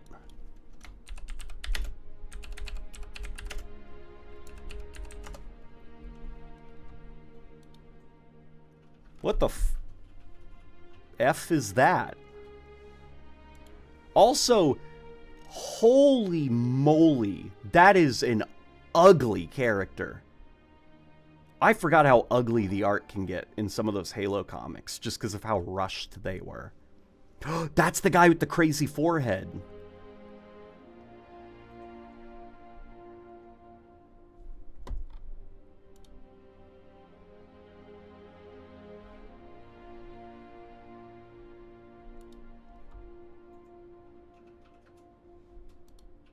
Is this a Halo man?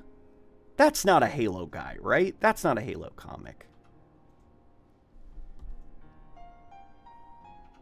Broke. Pump every reload. Woke. Pump empty reloads.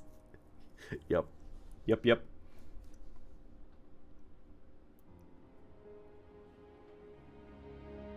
Y'all remember the Bulldog in Advanced Warfare where the barrel was the magazine? The Bulldog shotgun. I see it in my head. And I'm remembering... I can't remember the details. I remember the hand motions.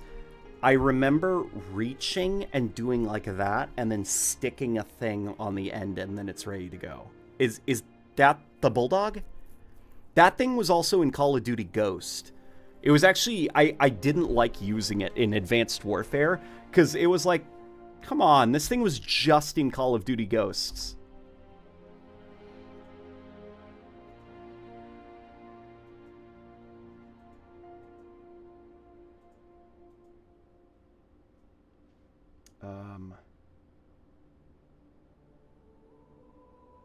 The Halo 4 and 5 shotgun shines when it's got a different color pattern going on and not mostly one color. Let's see. Halo 5 shotgun recolor. See, I still don't think that looks good.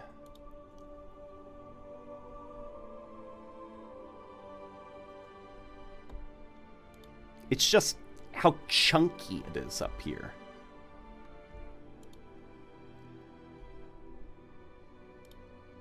God. Yeah, that reach shotgun's pretty cool looking, but it is close to being it's close to being lost in the visual noise. Just because there's so much detail added to it.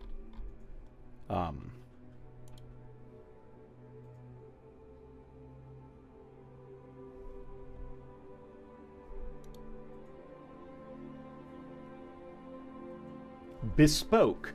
Racking the pump at the start of an empty reload and chambering the first shell via the ejection port, loading the main magazine afterwards. Okay. This is... In video games, for video game shotguns, it's cool how realistic the reloads have gotten. How you, open up the ejection port, slip the thing in, and then you flip the gun up, and then you start loading in the shells, you know, and then it's ready to go. I hate that reload animation for shotguns in a video game because of how broken up the flow is. I hate that it's like the reload has to pause for a second for this weird shell insertion, and then the primary shotgun reload can get going. It is more realistic, and it's cool that that level of detail is respected now, but I do, like, over a decade of, like, my brain being trained on the way a shotgun's reload flow is, I still can't get used to the new way that shotguns are reloaded in games.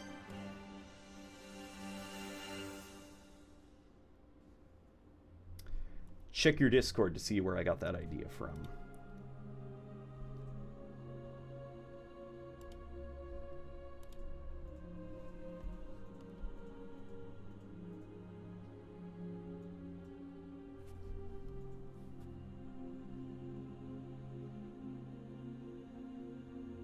That is... I'm just, like, kind of floored that that's Doom. They look like 3D models.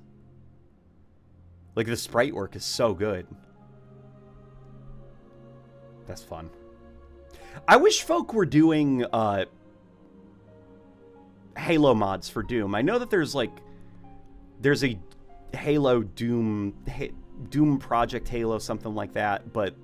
There's a lot of drama with that modding community that kind of unfortunately alienated me from the mod. There's a disturbing lack of Halo Doom conversions. That's fun. Doom's cool.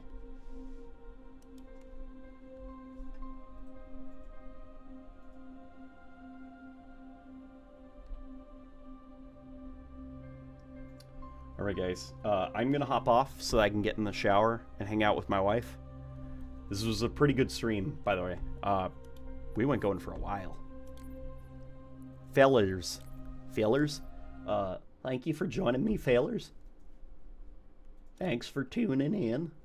Oh, Isaiah's done with his battle rifle edit.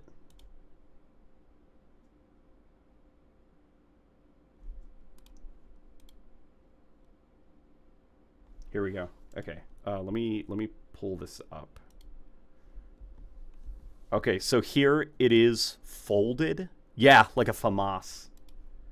And then here it would be folded down. Isaiah, that's cool. Yeah, a heavy battle rifle. That's definitely the vibe. The Halo 4 battle rifle, I think, more than any other battle rifle, it gives a FAMAS. Alrighty, feelers. Why do you always shower after streams? Because I shower at night rather than in the morning because when I was a teen, I had aggressively bad acne. Like the worst acne ever. I had to be put on like that acne medication. So I got pretty oily skin. I break out relatively easily. And rather than go to bed with the day's oils in my hair, on my face, and, you know, rubbing that oil into my pillowcase, and then it rubbing against my oily face, and stewing in that all night, you know, and then waking up feeling like a rotisserie chicken. I prefer to shower at night before bed so I can hop into my clean bed and I am clean and not dirtying it up.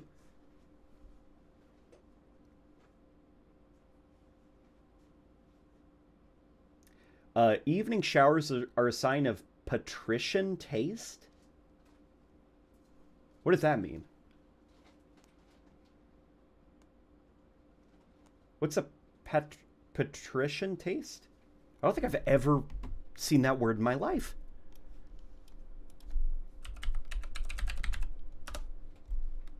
An aristocrat or nobleman belonging to or characteristics of aristocracy. I have never seen that word before. I learned a new word today. That's awesome. And then Skylian comes in with, "Who's Patricia?" That's my wife's humor. Yeah. That was a joke she was probably holding back. Who's that? Who's Patricia? Oh my gosh. I just joined the Discord. I didn't even know I wasn't in it. Be warned, I'm not very active in that Discord because enough time has passed and I have not been active in it to where it has become its own entity. I haven't seen what's been going on in there for about 2 years now, and I'm scared to poke my head in because enough time has passed that it would be awkward if I'm like, hey mods, how's it going with this job that I dumped on you? But I will have to work up the courage to stick my head in there and see how things are going. Tell the mods sorry for ghosting the Discord for a long time.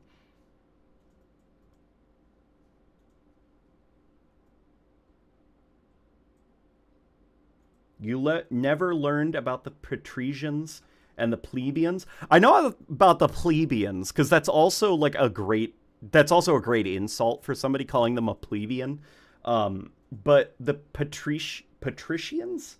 It's not, come on, Patricia, really? Like, it's not, that's not how you say it, is it?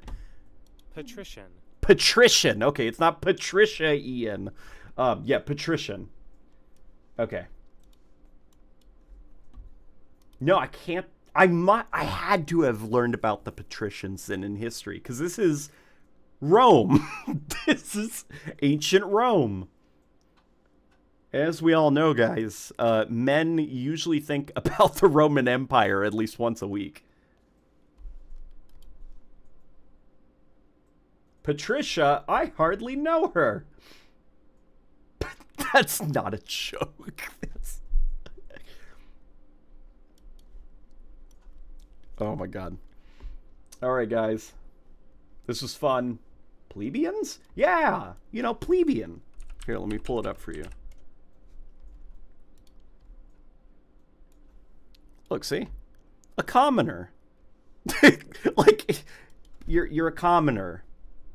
You're not an aristocrat. You're just, like, basically... It's... like, this picture describes it so perfectly. Like, look, they're the patricians. They're the important folk. You're just a plebeian. It's a funny insult. It's a very funny insult. LNG is brain rotted, confirmed. Yeah, I had to have...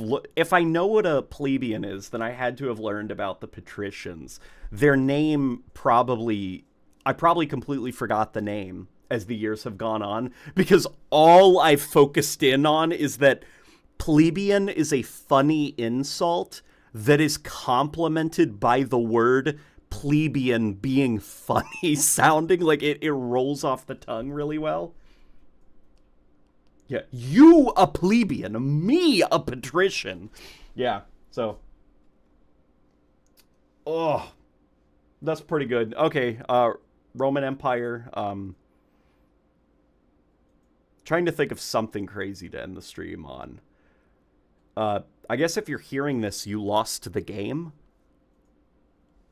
I could say that, because I lost the game this week watching a live stream.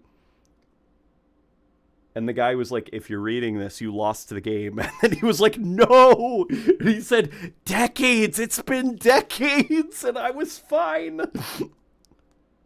Yeah, that's a good way to end the stream, I guess. Alright, fellas. I will leave you with that, and I shall see you all later, okay? Bloomin' plebeians. See y'all later, everybody.